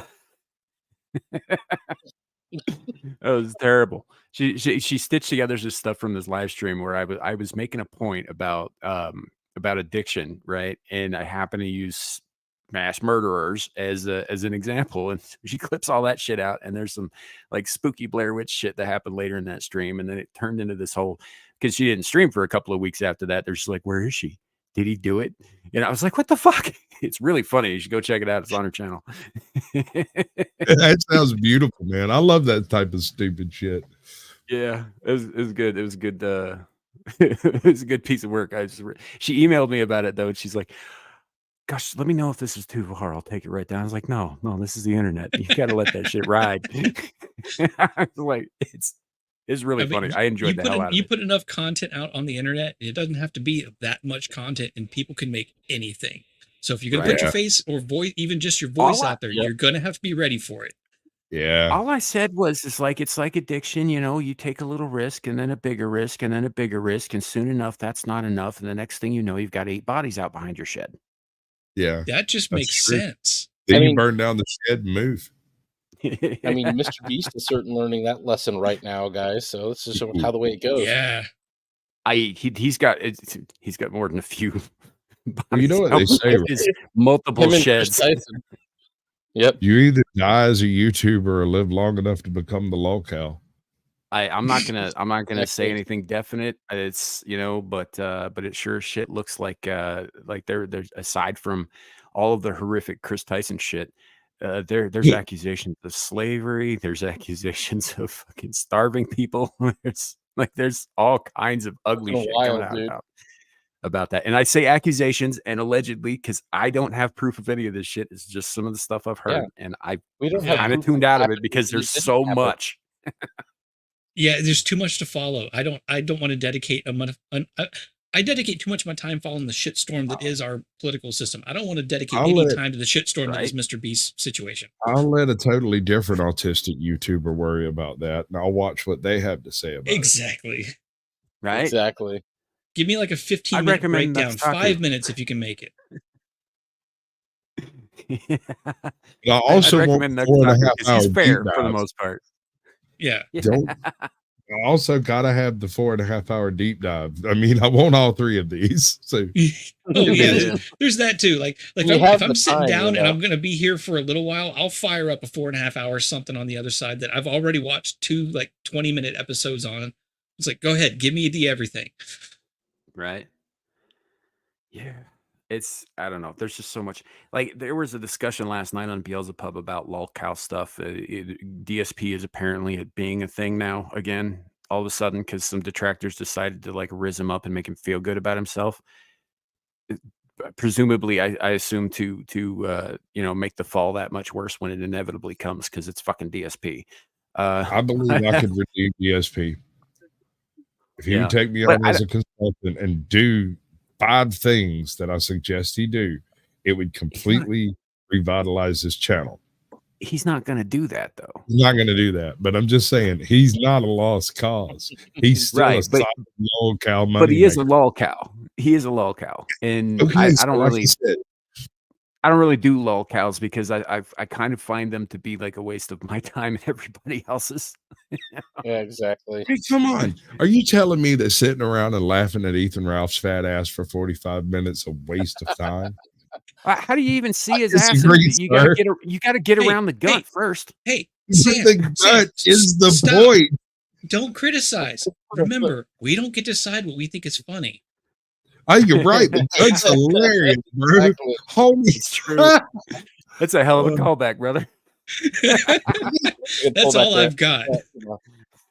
And they don't, we don't need to be the people doing that. Kino Casino's already like fucking perfected the shitting on lolcow's game. So it's like, I don't know how Yeah. you top those two.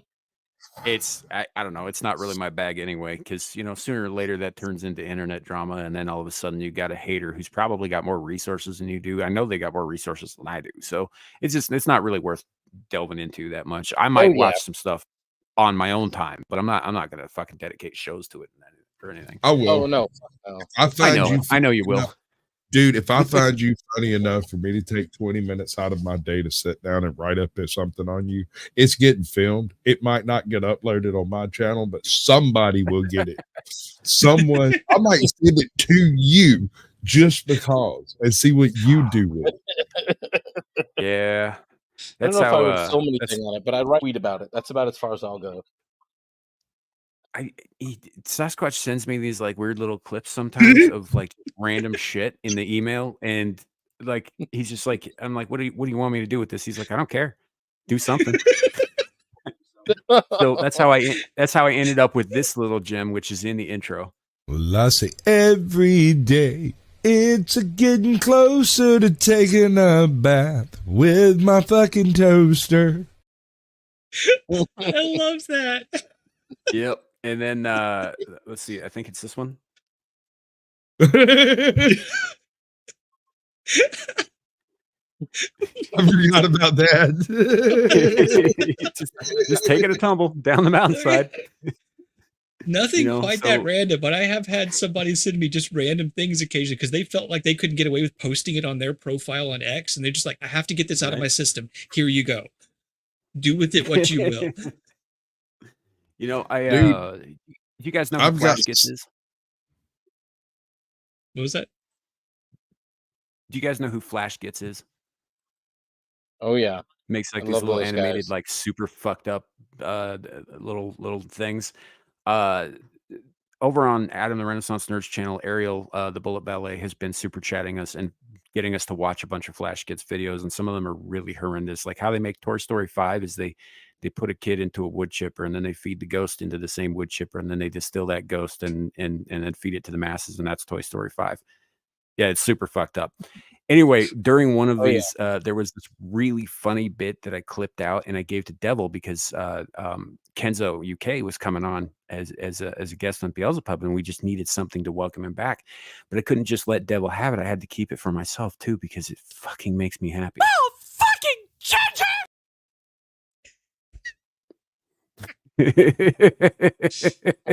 All right, well, I have a new channel. I don't know what I'm going to do with that, but if you like Flash Gets, also make sure you're watching Meat Canyon. Yeah. Oh yeah, I've seen some of this stuff before. But... Yeah, they're both pretty disturbed. Yeah, Meat Canyon goes like, especially like almost grotesque character designs, right? Like some like it kind of reminds me a little bit like some of the callbacks, like the old Ren and Stimpy days when they would just go like really just ridiculous, grotesque designs. Yeah, it's haunting stuff, some of it. But yeah, so I think we'll probably wrap it up here. Obviously, there are no answers that we have to the big questions that were posed, and we really only engendered more questions. But it's been a great show. It's been a lot of fun. I'm gonna thank my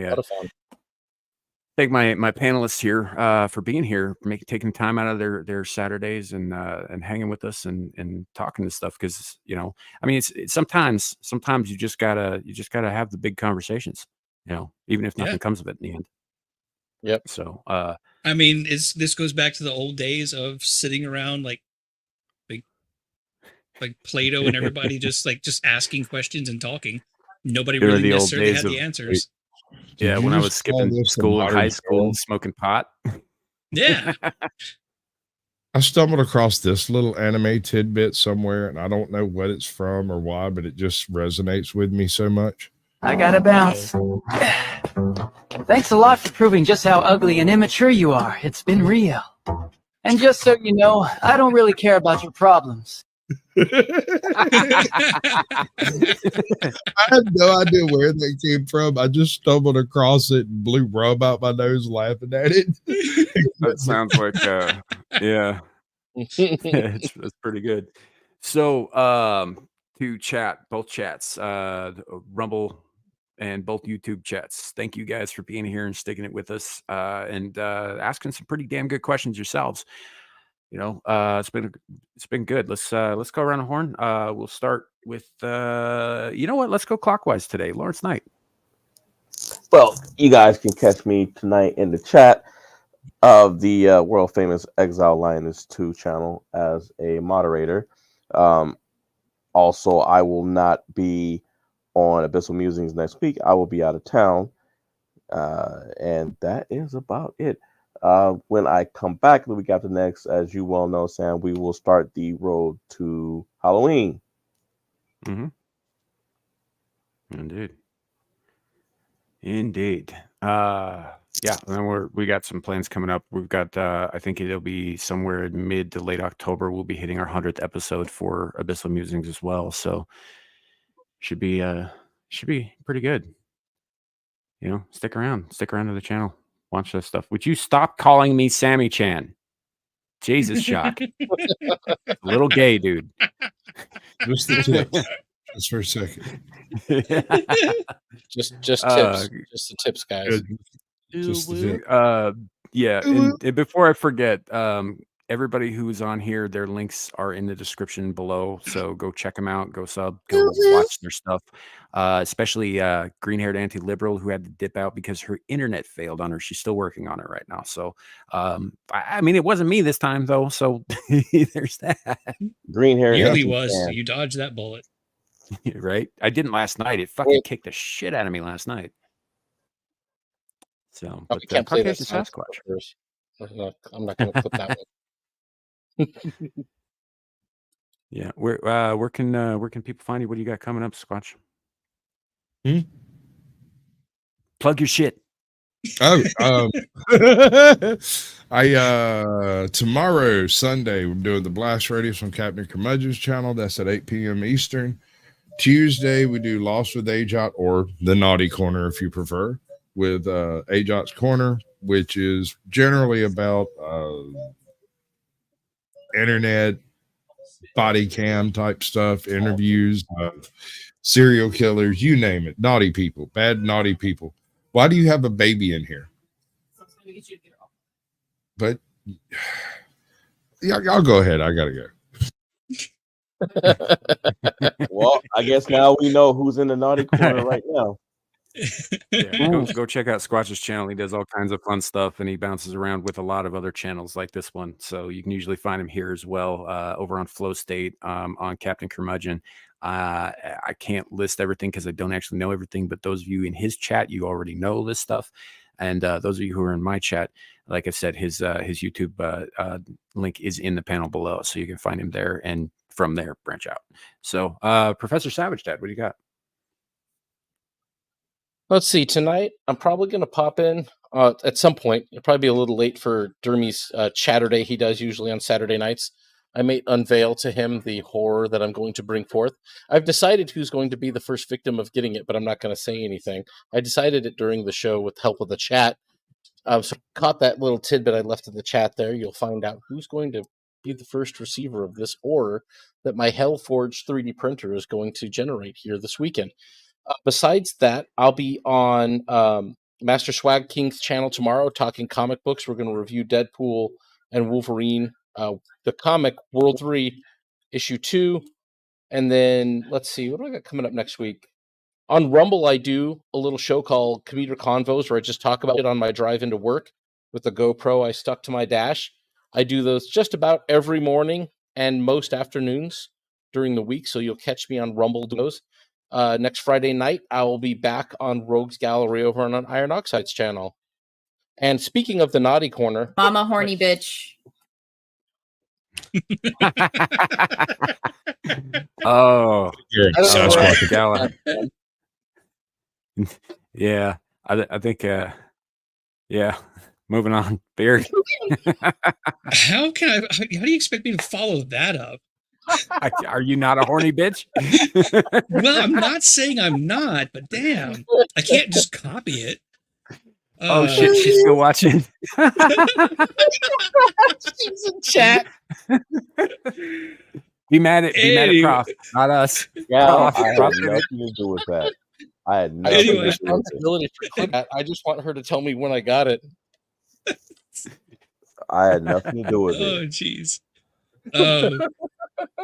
Anyway, I've got 4 regular shows throughout the week. Sunday afternoons with Stark of Iron. Lately, we've been talking about some Fallout universe lore, just being nerds talking about a fandom that we like. Monday nights on After the Weekend, we typically take a look at old movies from the 80s and 90s from our childhood. We're skipping this next Monday, though, for the holiday, but check back with us because we're going to do something soon after that. Tuesday nights with Jacob Ironside, we will look typically at even older movies, often going back to like the 50s and such. He's got a good taste in films, and I'm seeing a lot of things that I missed. And then Thursdays with Roman of the Empire. I don't really ever know what Roman's actually going to do. Sometimes it's movie reviews, sometimes it's, looking at the absolute terrible state of pop culture. But other than that, I also have started playing games on my own channel. I actually started doing some basic content of my own at Beard of Liberty on YouTube. If that's all too much, Linktree/Beard of Liberty. I've just put it all there because also I just pop up every now and then. Sometimes the devil would made me do it. Sometimes here, who knows? I don't even know half the time. Yeah. I literally asked these guys, asked Gal to ask these guys to make it here before I got back on a Twitter yesterday. Yesterday, yeah. So Yeah. they're just like, yeah, let's do it, and I was like, cool. Yeah, I was like, oh, I have some work I was planning on doing. Then I can reschedule that to earlier. It's like, yeah, it was like, I don't know. I wanted to hang out with you and everybody else, so I made it happen. We I felt definitely like appreciate you doing I got to that. make my high schooler finish an essay, which I would have started doing when we got home from shopping, but now I'm going to go do that when we're done here. Yeah, I gave him a breather. Yeah.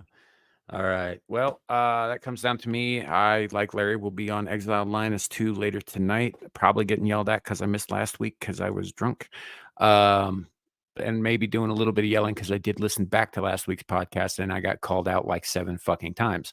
So You ain't gonna yell at her. You're gonna try to yell, and she's gonna do to you what she does to me, which is bend you over and stick you backstage. Do you have to try and cut my balls off while we're live? Is that a thing now? She cut them off a long time ago. Oh, they're right here. They're right She here cut in my mine off hand right too. now. I don't admit to it though, Larry. She Anyway. neutered both of us. I'm already beaten Anyway. down, so I can admit it. Anyway, I will also be on Adam the Renaissance Nerd's channel on Monday for For real? Mellow Mondays alongside Devil Made Me Do It. And then I think the next thing I got on the docket is back here on this channel next week for Abyssal Musings. So we are going to continue the show despite Larry's absence, but he will return with us the following week, as he said. And then Beelzebub shortly after that. And then that brings us full circle back to this show next week. So, yeah, thank you all for being here. It's been great. It's been a great conversation, great show. Everybody in chat. Yeah, y'all are awesome. We love you. And we'll see you soon. And remember, it could always be worse. It could be raining flaming cobras. Night, everybody.